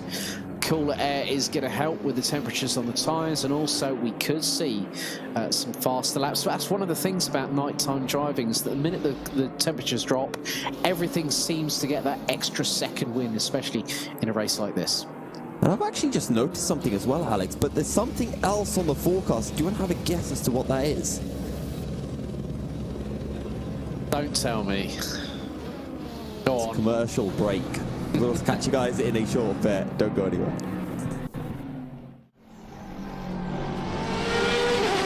The GTR 24H Sprint Series Season 2, Kyalami, is presented in partnership with Viper Gaming by Patriot, A-Stick Sim Sport, ESTV, and Motorvision.tv.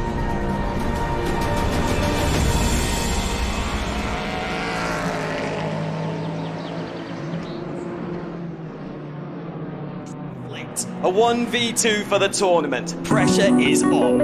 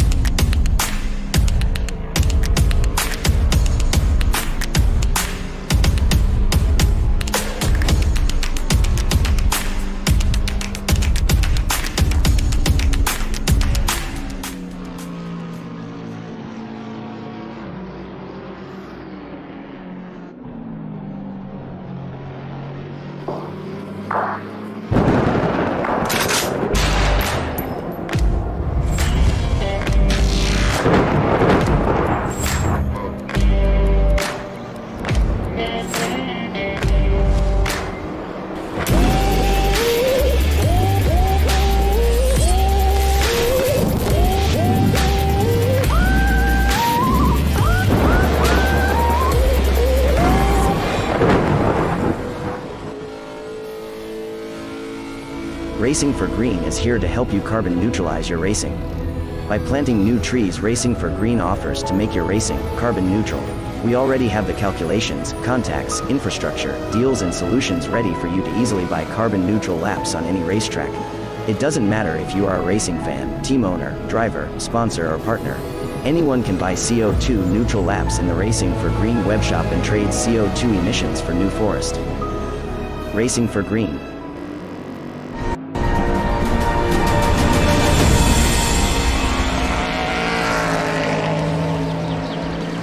Welcome back to round 2 of the GTR 24H Sette Corsa Competizione Sprint Series. We are halfway through our second round of the championship here at Kyalami, and Alex Goldschmidt, we've started to see most of the pit stops being made as well. Yes, indeed. One driver that hasn't pitted yet, I think, is the current leader, Amir Hosseini, who has had some initial challenges, well, a couple of challenges in the form of Pierluca Amato, but also George Boothby doing that audacious outside overtake on the very first lap. Was really a sign of things to come for this race, but obviously George Boothby's race is no longer going any further forward because we're down to 13 competitors. But yeah, there's still plenty of twists and turns, I'm sure, in the next 53 minutes of this second round of the championship. Now, on the right of your screen, you can see Andrea Corti, who is trying to keep Christian Sendel behind. Christian Sendel, who had been closing in by almost a second a lap, actually, to Andrea Corti, and now trying to find a way through. Now that he has arrived on to the rear end of the... I'm just trying to double check the make of it. Yeah, the Lexus, the only Lexus on the field. And good to see the Japanese mark being represented. Yeah, Teddy Franks from Ledge Racing, currently sitting in 10th position. A lot of the drivers have got themselves into the pits, and Mattia Vacca in the number 16 Bentley is now currently in the pits, having gotten to, I think, as high as 3rd position, if memory serves me correctly, because at the moment it's still the trio of BMWs leading the way. Amir Hosseini leading by 11.2 seconds ahead of Pierluca Amato, with Alessio Cataneo rounding out the top 3. And Romanenko, now that he's pitted, is 12 seconds behind Cataneo. So I actually think the McLaren lost about 2 seconds to the BMW during the pit stop cycle. So sadly for Romanenko, not going to be able to find any advantage during the pit stop stage.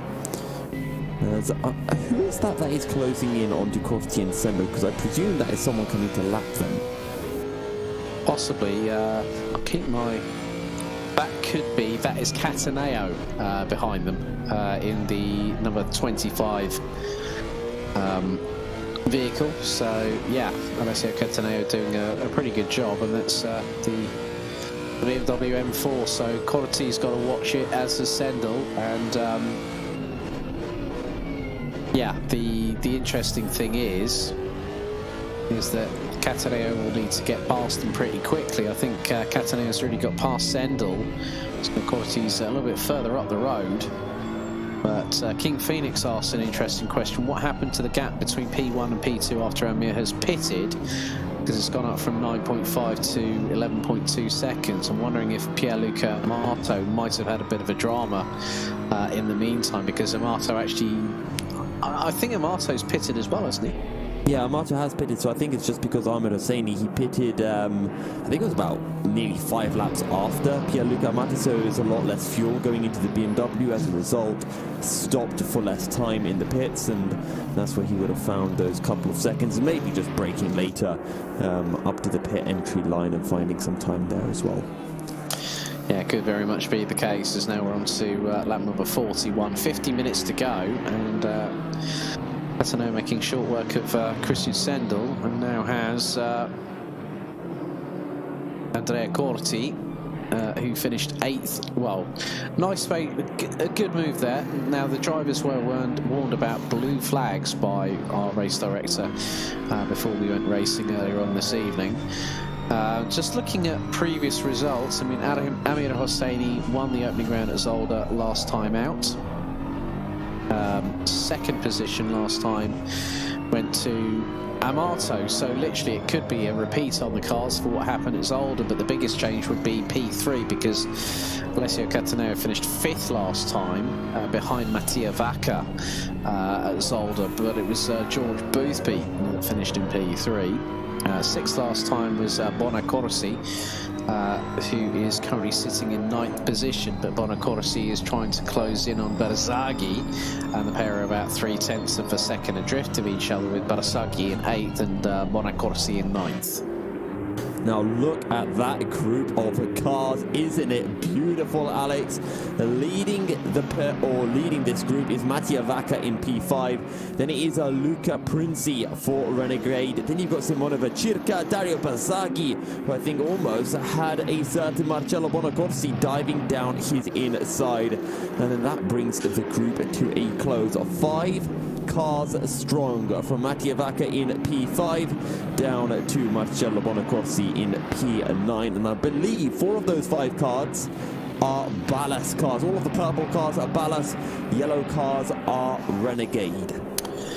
Yeah, I think Berzaghi nearly came a cropper going through Cheetah on that particular occasion. I did say that you can't be too greedy on the curbs, especially on Cheetah, as all Berzaghi has a moment.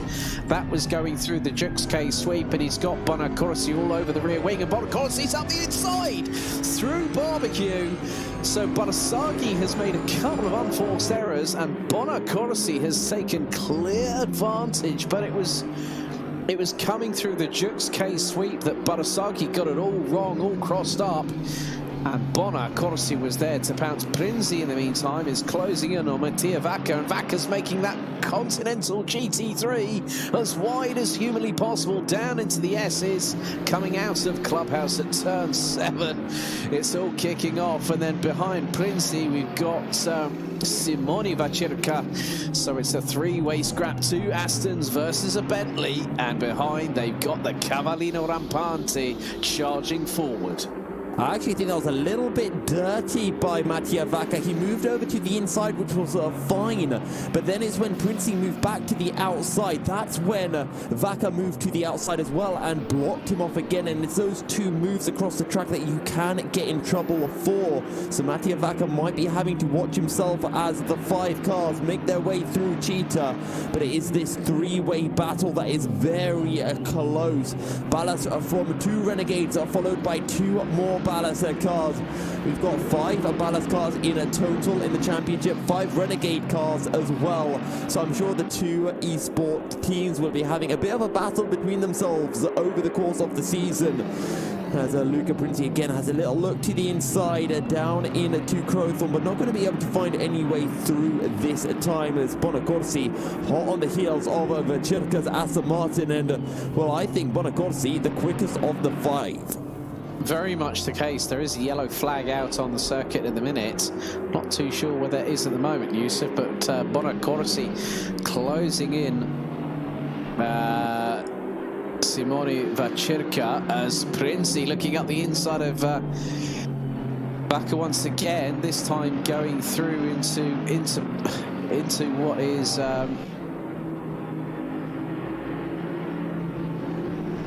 really trying to keep getting, well, Vacca's trying to get past. I think the thing is that Vacca's got to watch his P's and Q's, because otherwise too much weaving could caught the eyes of race controllers. Prinzi Vacirca being well, they're being sort of really closed in on by Bonacorsi, and Prinzi's looking, he's gone to the outside. Oh, that was going through into the crocodiles, and Prinzi went towards the outside. Got out right, touched with Bonacorsi, and Prinzi is out of the mix.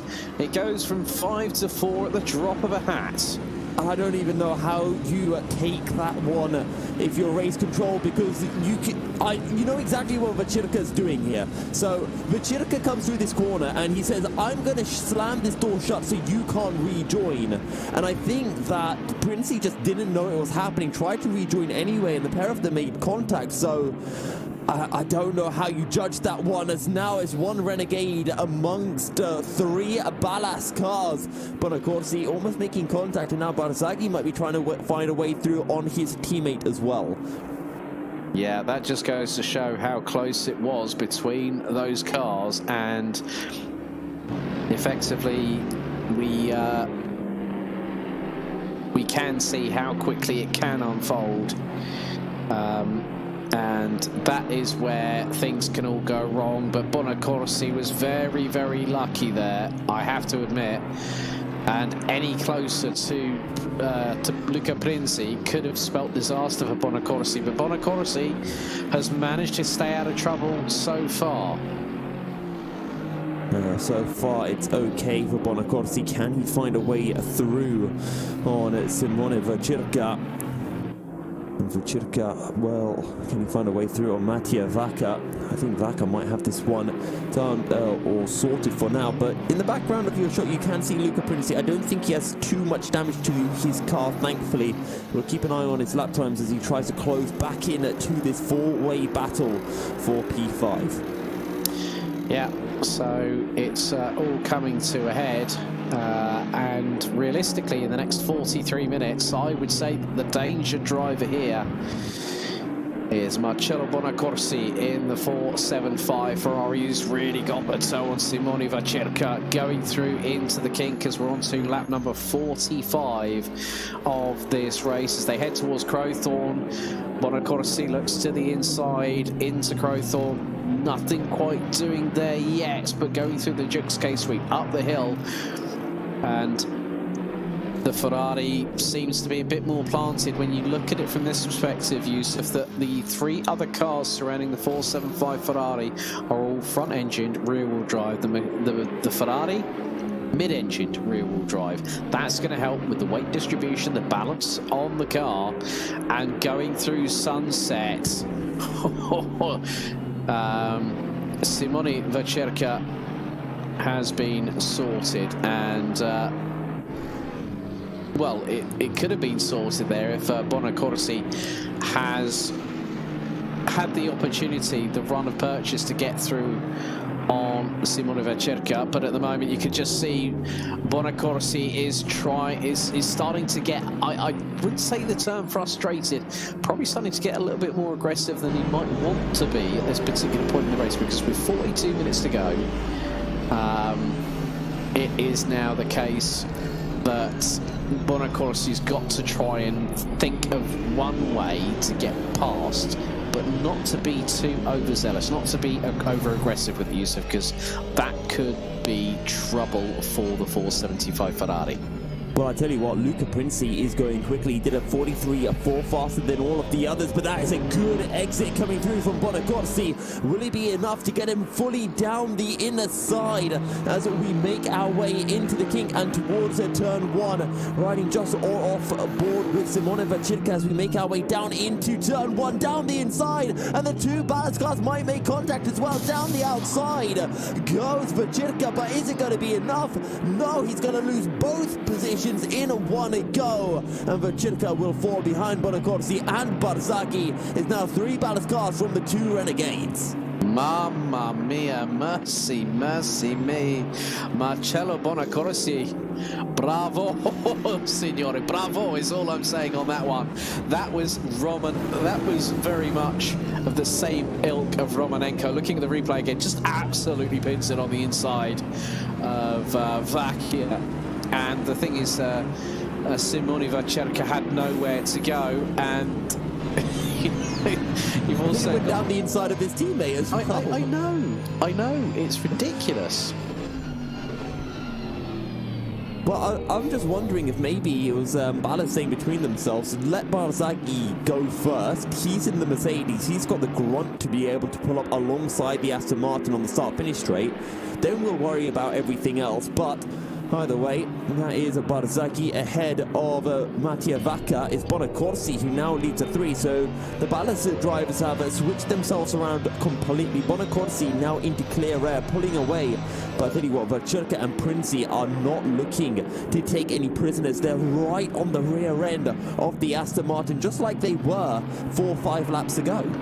Well, I've just had a message from Race Control that the incident involving Luca Princi is a racing incident. Tries to overtake and is a bit too aggressive and accidentally hits Mattia Vacca, and effectively that put Princi out.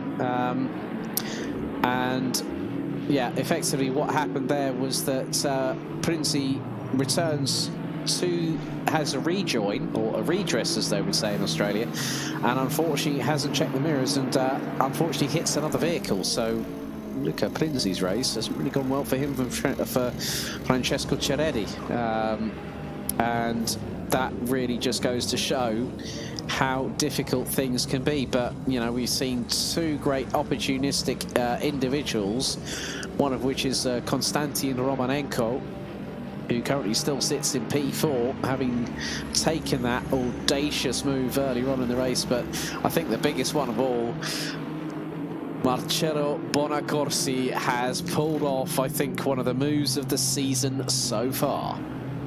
There's a fantastic dive from the Ferrari, and then right after getting past Vacerca, he made his way through on his teammate as well.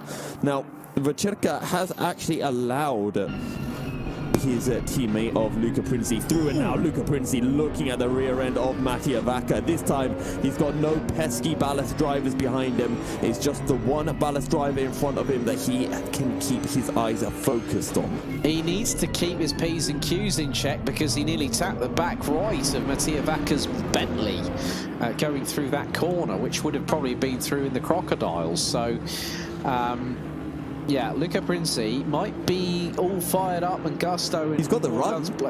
And he's looking towards, that's the outside approach. And, oh, they've touched! And the pair both go sideways again. It's Princi that goes sideways once more. And there is...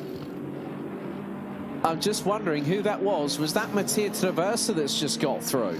No, that's Simone Vecirca. That's Vecirca. Vecirca. Okay, so we can have a look at this again. So Mattia Vecirca. What is Princi doing? He just turns across him. He does. He's up. Yeah, no, that was never going to work in a month of Sundays, even though it's Thursday night. I don't. that particular incident, that was all Princi's making on that one.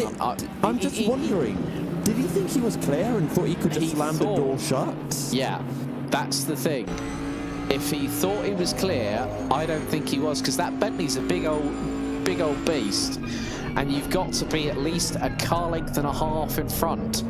And it was nip and tuck as to whether it was going to be a car length between the two, and it was just contact, you know, right front of the Bentley on the left rear of the Aston Martin, whilst Princi was trying to turn in, and Princi's not, you know, Princi at this particular moment is now down in ninth, so this has given Vecirca the opportunity to close on in Simone, not Alessio this time, as we're into the last 36.5 minutes with nearly 40, I think it's going to be 49 laps again, and yeah, and once again, Race Control are basically saying that, yeah, Princi's, that incident again was a not looking in the mirrors side of things from Race Control's perspective. Princi's going to have to be careful because another one of those, and it might be a drive-through penalty. Also, I'm not quite sure what's happened to Ledger Racing, because Teddy Franks has really dropped it down the order. He's all the way down in P13. He's falling behind Christian Sendel and Andrea Corti as well. And Christian Sendel closing in onto Mattia Traversa in the battle for the final point of the race. Yeah, that just goes to show how difficult this race has become, and especially with reference points being a bit, you know, the visual reference points go a bit to pot here, especially during the nighttime skies. Now the server is showing at 7:29 p.m. with 35 minutes and 18 seconds on the clock. The visual references that the drivers have for braking have all sort of gone a bit by the wayside, unless they're using the mark awards, Yusuf. And the bumps and undulations, especially with the force feedback through their steering wheels, you know, these drivers are they're having to work on their wits a little bit here. Yeah, absolutely. And, well, we've had this conversation time and time again in the Endurance Racing World Championship, nighttime versus daytime driving. Which do you prefer? And some prefer one over another, but Simone Vecirca, I think, would prefer to be in front of Mattia Vacca than behind his fellow Italian, as he closes in onto the ballast driver once again. Ahmed Hosseini closing in, or maybe that's Pierluca Amato. Either way, is one of the BMWs. I believe it is Hosseini, and maybe the Renegade drivers can take advantage of this blue flag situation to find a way through on the ballast car. Yeah, sometimes that's easier said than done as well, because if is the ballast car going to get out of the way, you need to get out of the way. All teams, please respect blue flag. And again, Race Control now saying respecting the blue flags. Samir Hosseini. Oh, that's exactly why race director was on there right then saying, right, please watch out for the blue flags, because Amir Hosseini's now completed half a century of laps here, and that was the two Renegade cars, wasn't it? Was that Vecirca and Princi that was getting past? So, that was going through the of all places. Now, where was that going through? That was going through the Jux K sweep, and Amir Hosseini got compromised big time. It was just a bad place to try to let a leader through, and to be honest, I think the timing of Race Control's message made the Renegade driver think, oh, I need to let him through quickly, without maybe really considering where he was letting Ahmed Hosseini through. And well, I think Ahmed Hosseini's going to be glad he's passed those two, and now just needs to find a way through on the ballast guys before he can wipe the sweat off his forehead and get his head back down. Yeah, because there's still probably, what is it, Just about half an hour to go. Well, just under 33 minutes, so probably just after the half-hour mark to get. Well, with less than half an hour to go, we will go to our final commercial break of the evening. But we're on board with Simone Vacirca, and you can see now the gap between Vacirca and Mattia Vacca is now extended to 2.4 seconds, and already Amir Hosseini away into the distance like a scalded cat off a hot tin roof as usual. And Vacirca is closing in on Mattia Vacca. That is the Bentley up ahead. So, has there been a drama for Vacca in the meantime, even with the fact that I think he's just letting through Hosseini. Well, I don't. It might have been a combination of having to let through Hosseini, but also the fact whether that Bentley is starting to have a little bit of difficulty in the latter stage of the race. We don't know how the tyres are handling. There's been a lot of moving about on those tyres for that Bentley Continental GT3, and now Vacirca. Let's see what the gap is between them. It's 1.2 seconds now, and Luca Prinzi is right with Simone Vacirca, so the battle for 7th, 8th and 9th place gets reignited. Things starting to get close once again as Prinzi is on the back of his teammate who's closing back in on Vacirca. Meanwhile, all the while, Bonacorsi and Barzaghi just pull further and further away in their own little race. Romanenko, Bonacorsi, Barzaghi, all ballast drivers at Cataneo as well. And I think, at least here at Kyalami, it looks to be Ballast getting one up over their competitors in the form of Renegade Sim Racing Work Group.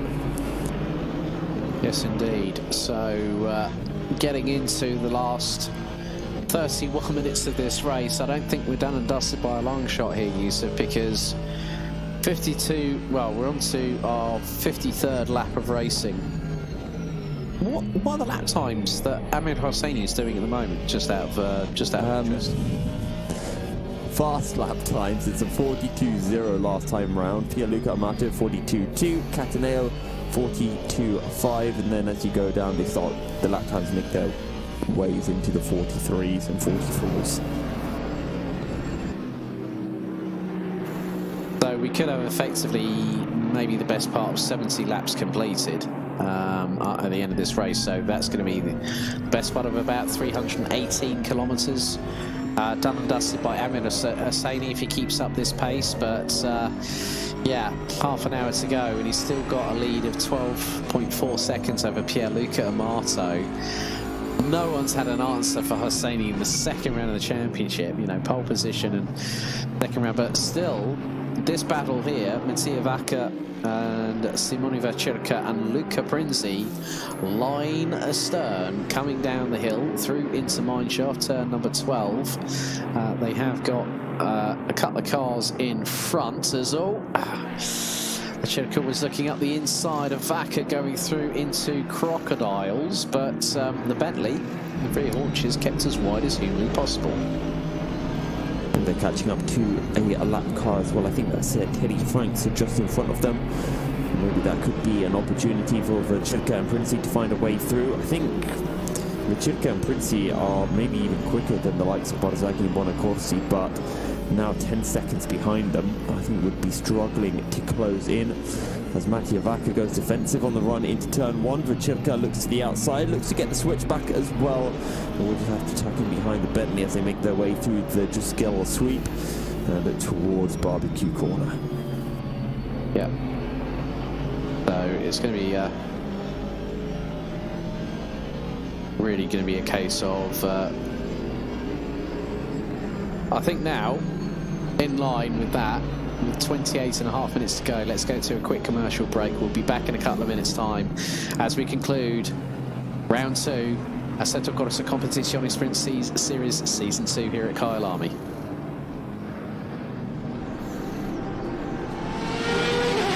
The GTR 24H Sprint Series Season 2, Kyalami, is presented in partnership with Viper Gaming by Patriot, A-Stick Sim Sport, ESTV, and MotorVision.tv.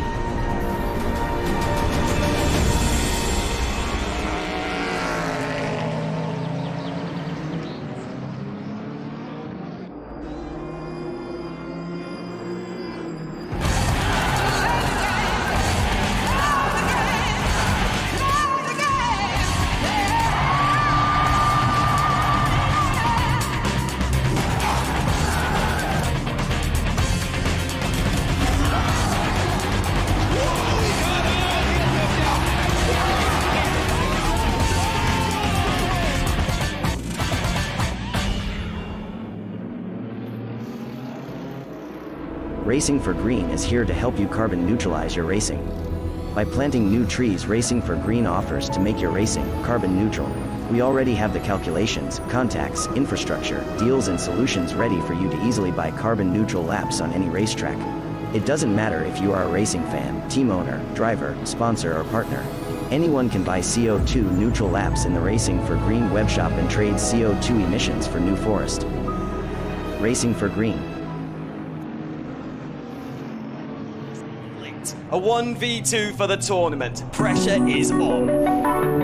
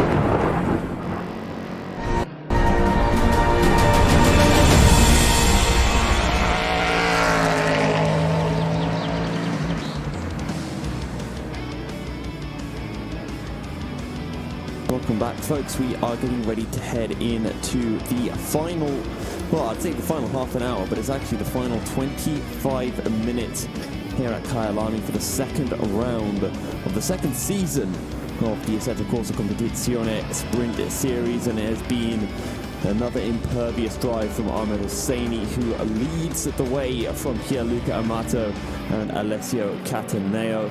But the battle that we are all keeping our eyes on is this battle for P7. Mattia Vacca for Ballas Esports trying to keep Luca Princi and Simone Vacirca hot behind him. And then we've got these two, Mattia Bonacorsi and Dario Barzaghi, battling for P5. Both Ballas drivers, so I doubt we'll see anything too aggressive from either of them, Alex.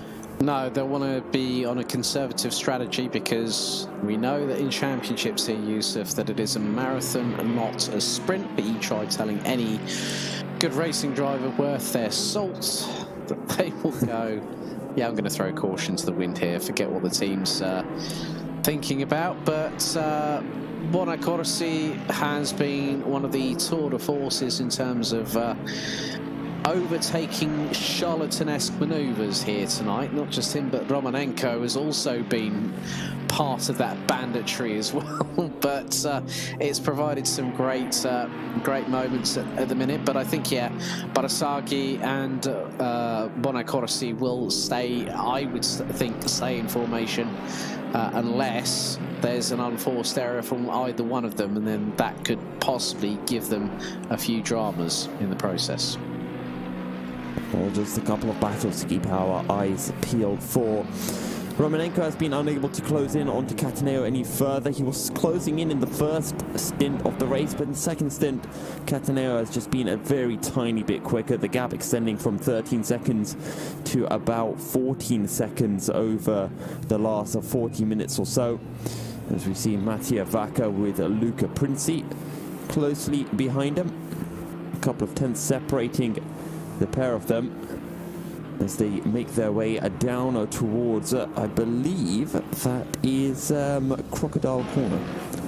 Yeah, the Crocodiles. So as Bonacorsi and Barzaghi now make their way through, Linus Stern coming through out of Ingwe, the 16th and final corner. And Bonacorsi running in the 1 minute 43.2s, so about a second off of the pace that Mr. Amir Hosseini, who's currently still leading, as we now ride on board with the Team Ballas Esports number 8 Mercedes AMG GT3 Evo of Dario Car 16, car 16, please respect blue flag, please respect blue flag. Right, okay, so there has been a warning to car number 16. Car 16, this is a warning, give. Oh, so Mattia Vacca's being told off by race control there.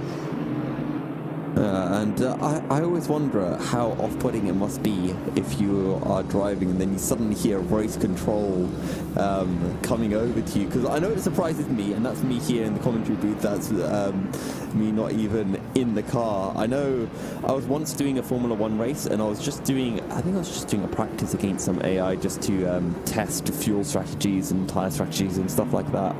And I was about halfway through my race at Spa, and I remember going into Pouhon corner, going into the left-hander, and because I was streaming, as I went into the left-hander, I got a notification that someone had raided my channel or subscribed or something like that, and it was a very loud sound, and it threw me off, and I almost spun mid-corner.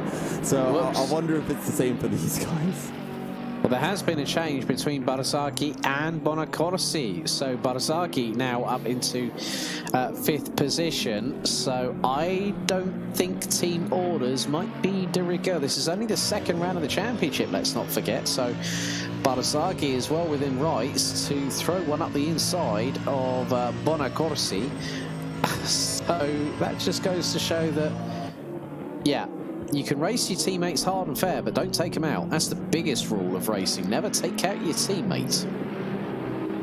And, well, Luca Princi, he won't have to care about that rule because Mattia Vacca is not his teammate. He looks to the outside, down into turn 1 again, turning across Vacca into turn 1. He found himself almost in the wall when he tried that previously, but this time Princi is a little bit more aware of it.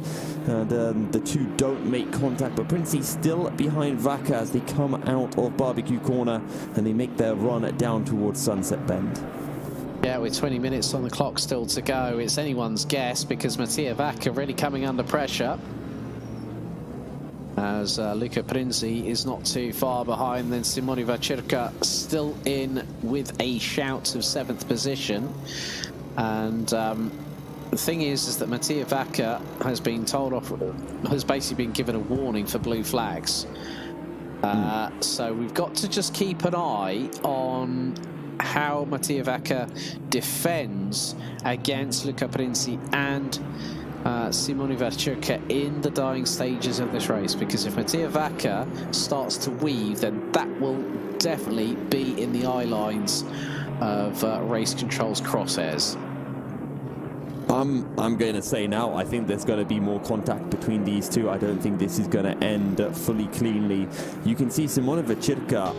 I actually feel the most for Vacirca here because he's just sitting behind Princi.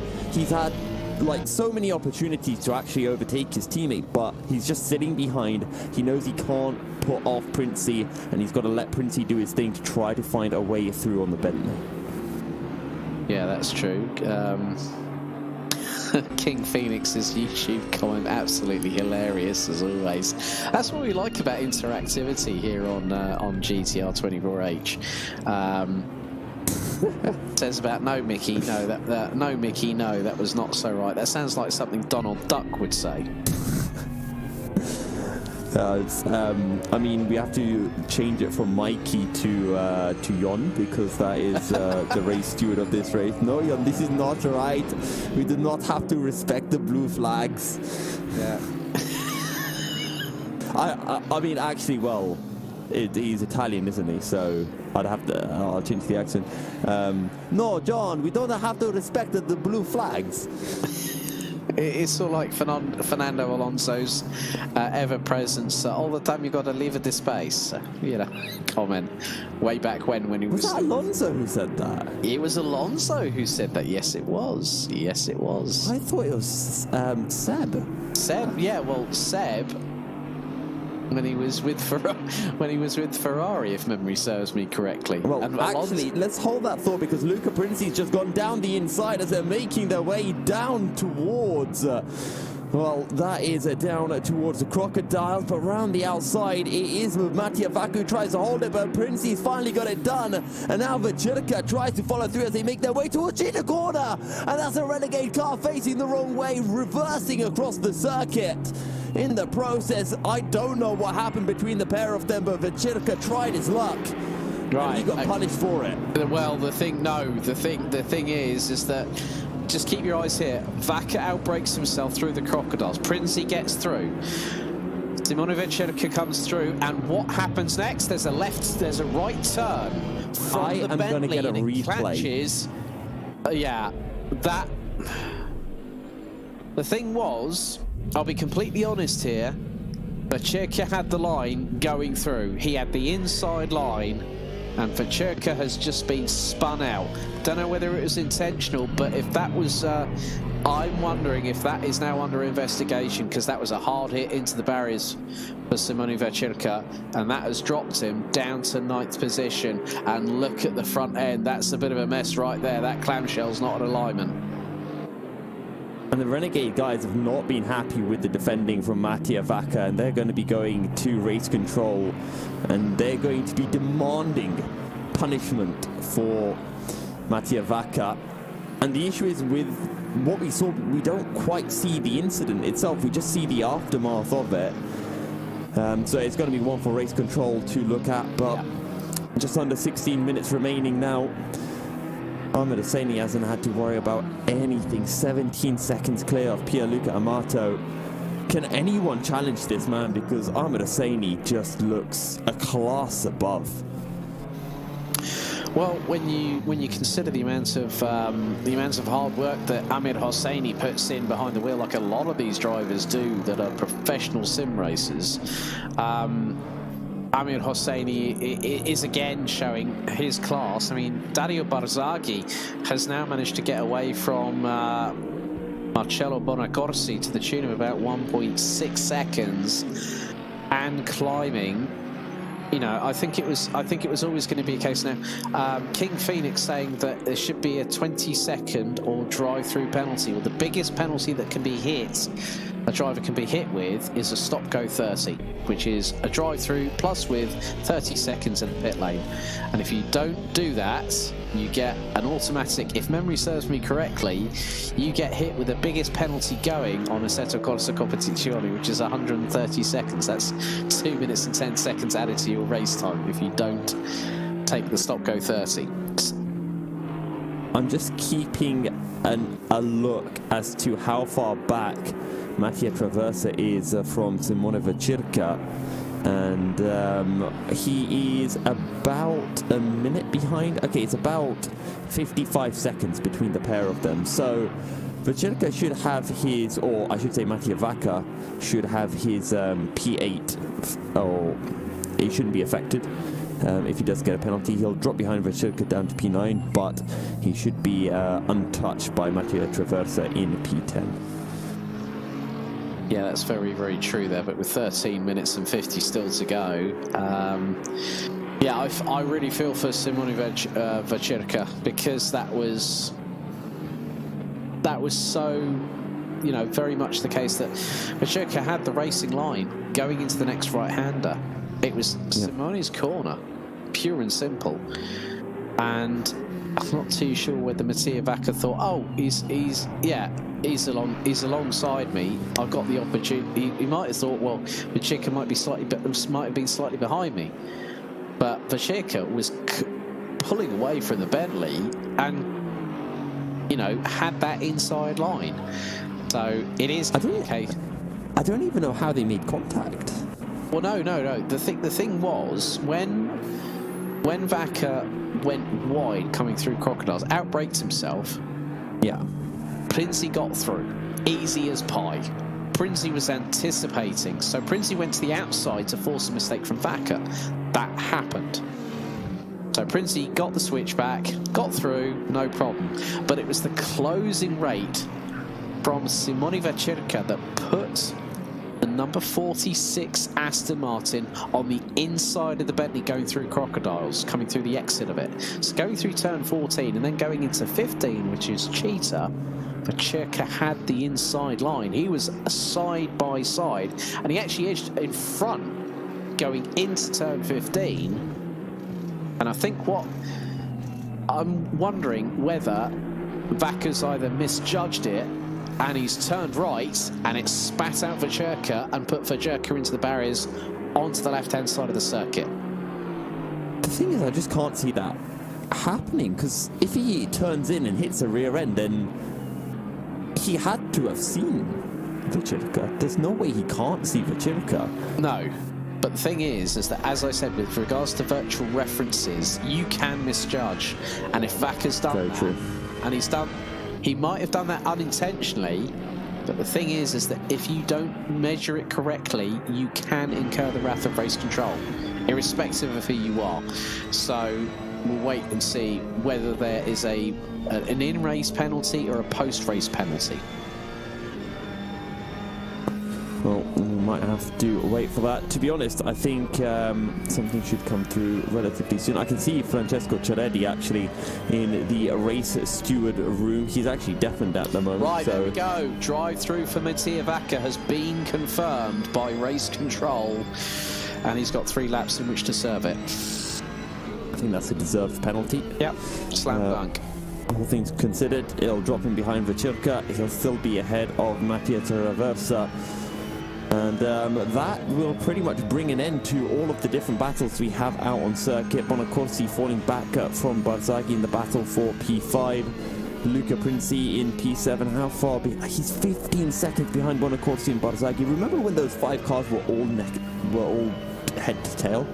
Yeah, line astern is the other terminology that I like to say there as well. Bit of dust being kicked up going through Cheetah ahead of Bonacorsi.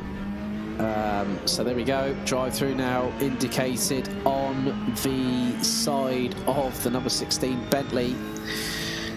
So Mattia Vacca has got to serve that drive through penalty and serve it quickly.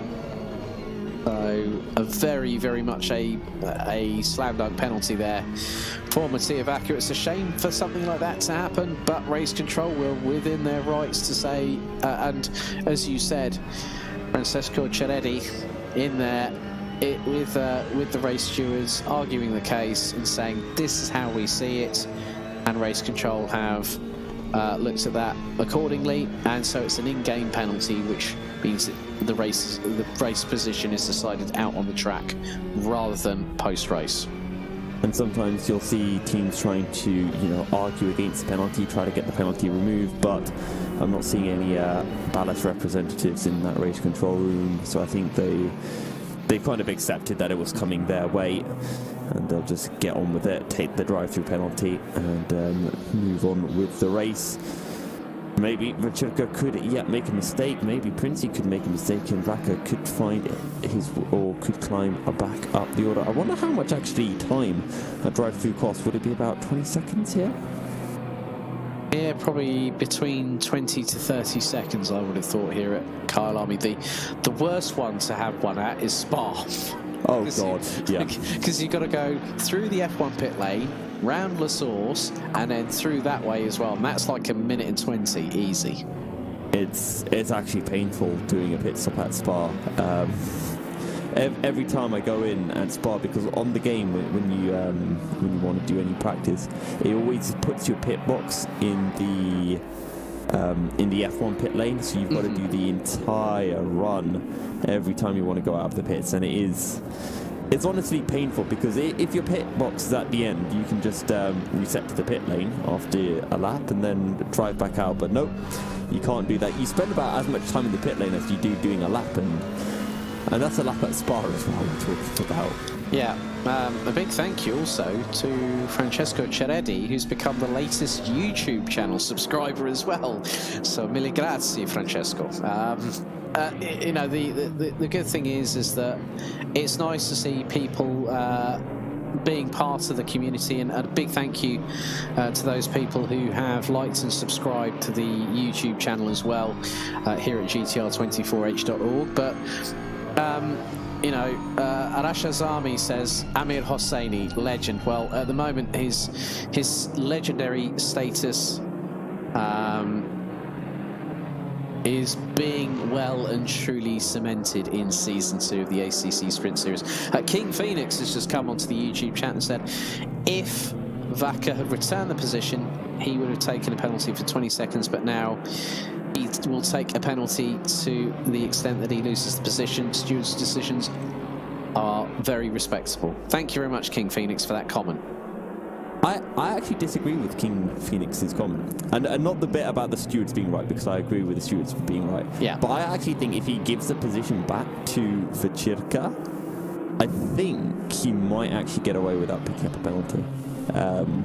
I think the stewards might say, you made a mistake, you've given the position back. That's fair enough. Yeah, but sometimes people can still cop a penalty for that as well. I've seen it happen before. Very true, yeah. It depends on how bad the damage is, I think. I think if it's not that much damage on the car, then it's just a case of, okay, you lost a bit of time. It's not like you're battling any. It's one of those things, I feel, where do you give penalties based on the result, or do you give it based on the actual action? Sometimes it can be dependent, I think, on... I think it sometimes can be down to the situation, how it's developed, how the incident occurred, and obviously what were the repercussions. But let's see if we can actually... I think we've got the updated standings now, haven't we, Yusuf? Apparently so. So let's take a look at this. This is how your championship standings will be looking. Ahmed Hosseini, having won both races and picked up the bonus point for pole position, will be on 62 points. And it's already looking like a very nice gap that he has over Pierluca Amato. 16 points, Cataneo in P3, but I'm looking down. Where is George Boothby? Ooh, that is not a pretty look for George Boothby. All the way down in, what is that, P9? Let's just have a look.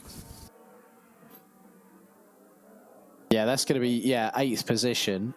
So the DNF tonight has hit the brick quite hard, unfortunately.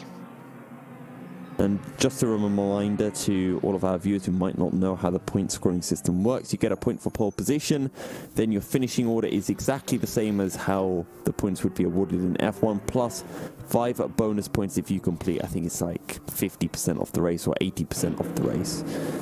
So that's why there's a lot of drivers on 5-6 points, even if they didn't finish within the top 10. Yeah, so coming into the last 4.5 minutes, and Amir Hosseini, Yusuf, has got a 21-second advantage, and we're on to lap number 68. So I think my prediction of 70 laps, I think, might be spot on. Yeah, perfection.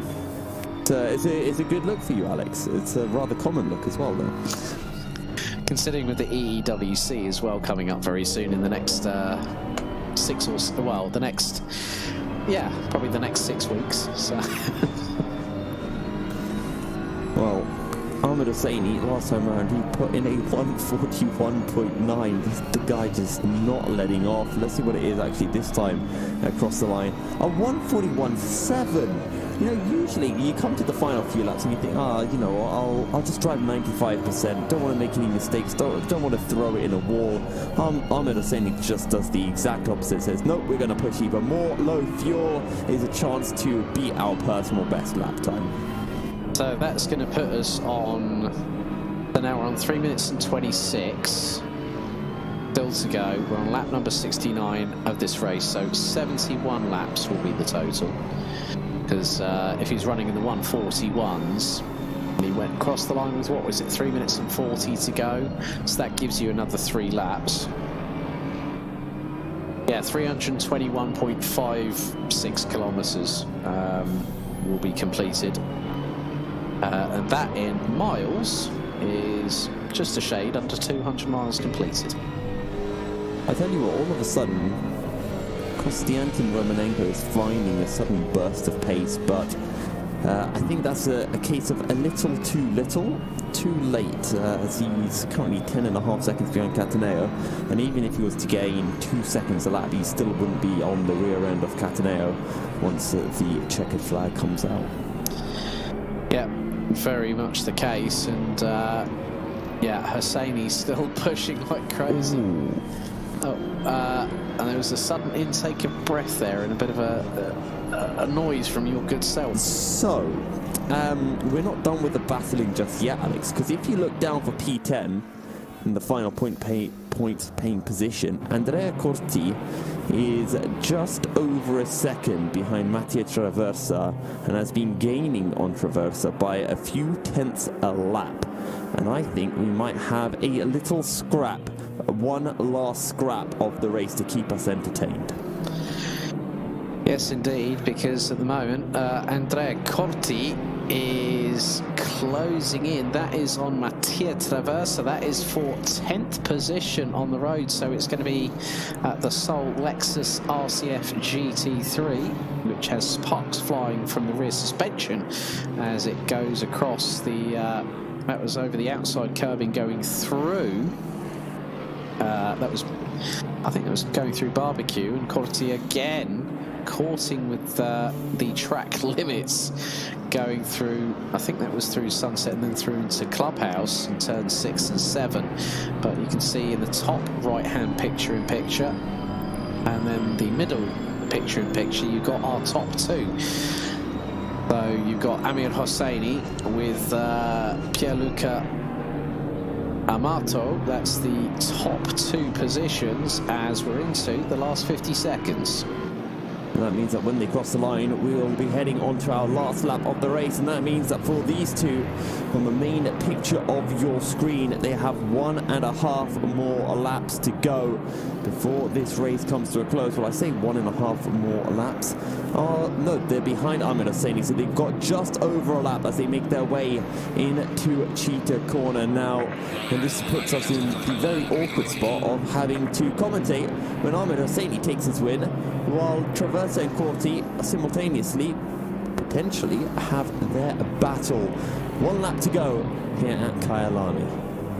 Yeah, so one of us is going to have to keep an eye on the leaders, and one of us is going to have to keep an eye on the main battle on our screens, because Mattia Traversa is now only 0.4 of a second ahead of Andrea Corti. Make it not even that as they go through the Jux K sweep for the 71st and final time. Through into Barbecue once again, as Corti now puts the pedal to the metal in that Lexus RCF GT3, another naturally aspirated car on this grid. Closing in on Traversa as they sweep their way through Sunset Bend at turn number 6. Amir Hosseini closing in on that second victory in a row, which will give him a maximum score of 62 points and an advantage of probably, what is that, 16 points going into the next round at the Hungaroring in 2 weeks. But Andrea Corti doing everything in his power to get past Mattia Traversa as they head up the hill towards Loikop. And as the leader Amir Hosseini makes his way through the mine shaft and into Crocodiles at turn 13 for the final time. And Yusuf, I'll leave it over to you to take us to the flag with Amir Hosseini. For Ahmed Hosseini in that BMW, it has been another perfect racer for him.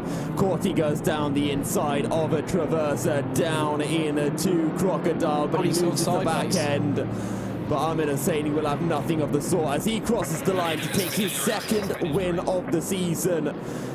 Pole position, race win, fastest lap, he's taking it all. Pierluca Amato a further 20 seconds behind.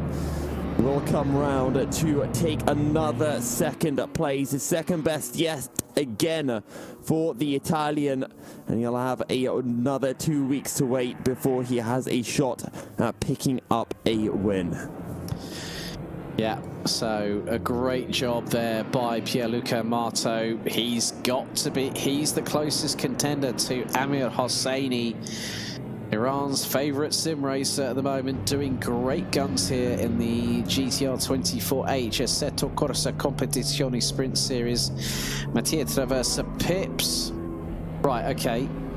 Now, the thing is, I'm just seeing what's happening here. Right, because now, did Mattia Vacca take his drive-through? Yes. He did. Yeah. Okay, that's good. That's fine. The one that I'm confused by, Alex, is how is Luca Princi 6/10 behind Bonacorsi? He was about 15 seconds behind, so... It's because Amato exited. That's why. So it's changing all the positions all the time. Oh, okay. So, right. But I was very confused for a second. Yeah, but that's the thing. But there you can see on the left-hand side of your screen that Amir Hosseini takes the victory after 71 laps by 24.381 seconds ahead of Pierluca Amato with... it was Alessio Cataneo rounding out the top three, with Romanenko being the last driver on the final lap of the race, on the lead lap thereof. Well, it's been a rather spectacular race, a fun race, and a lot of battles in that race. We're going to head into a short commercial break, and when we return, we'll be having our podium interviews coming your way. Stay tuned. We'll be back momentarily here at GTR 24H.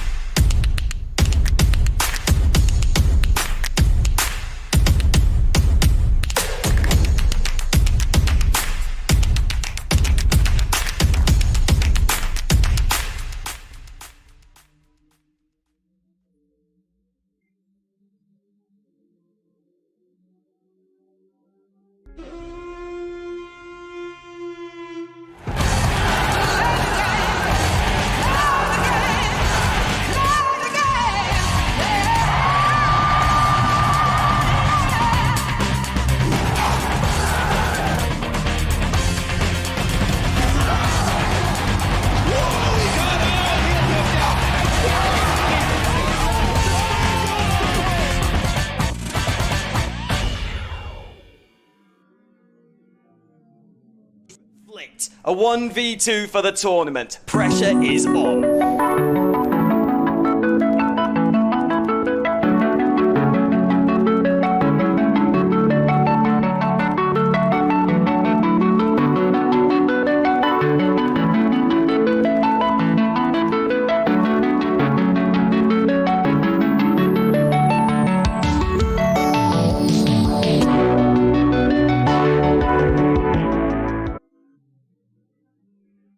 Racing for Green is here to help you carbon neutralize your racing. By planting new trees, Racing for Green offers to make your racing carbon neutral. We already have the calculations, contacts, infrastructure, deals and solutions ready for you to easily buy carbon neutral laps on any racetrack. It doesn't matter if you are a racing fan, team owner, driver, sponsor or partner. Anyone can buy CO2 neutral laps in the Racing for Green webshop and trade CO2 emissions for New Forest. Racing for Green.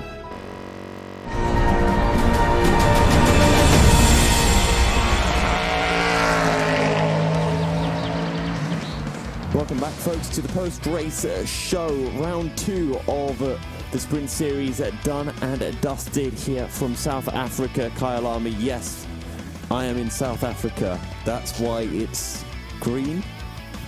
Oh dear. I don't know. I've never been to South Africa. I assume it's green. But anyway, Alex, we had a pretty good race and we learnt a few things. So, things that we didn't learn. Armor Hosseini being quick because we already knew that. True. Pierluca Amato being second best because we already knew that.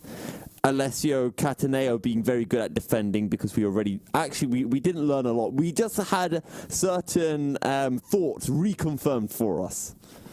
And also, we had some dynamite spatial awareness when it came to overtaking.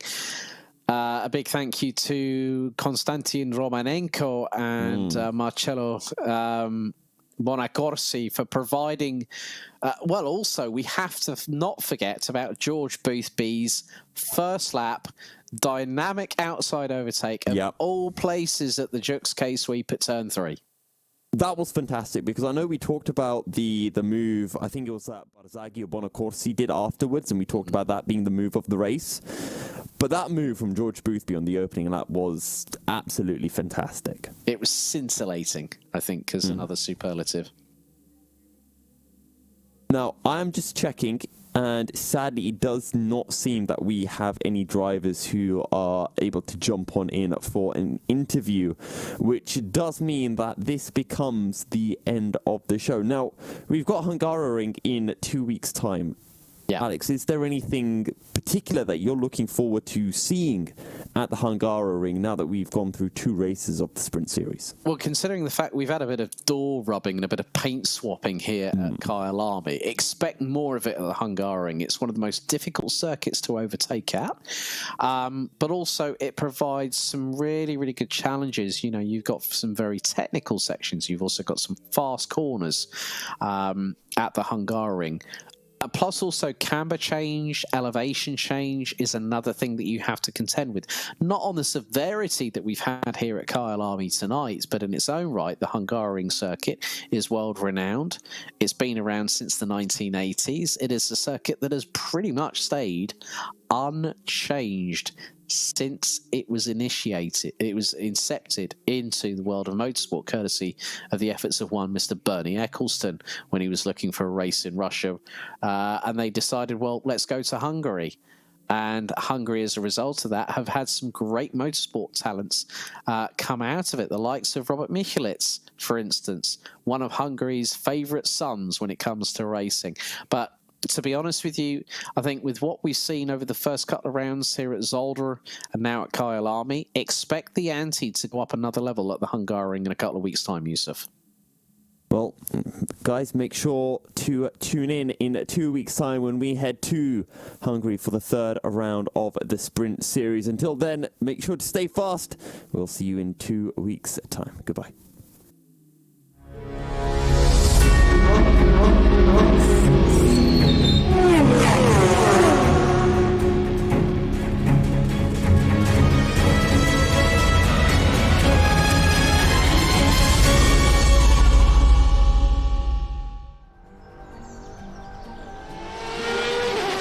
The GTR 24H Sprint Series Season 2, Kyalami, is presented in partnership with Viper Gaming by Patriot, A-Stick Sim Sport, ESTV, and Motorvision.tv.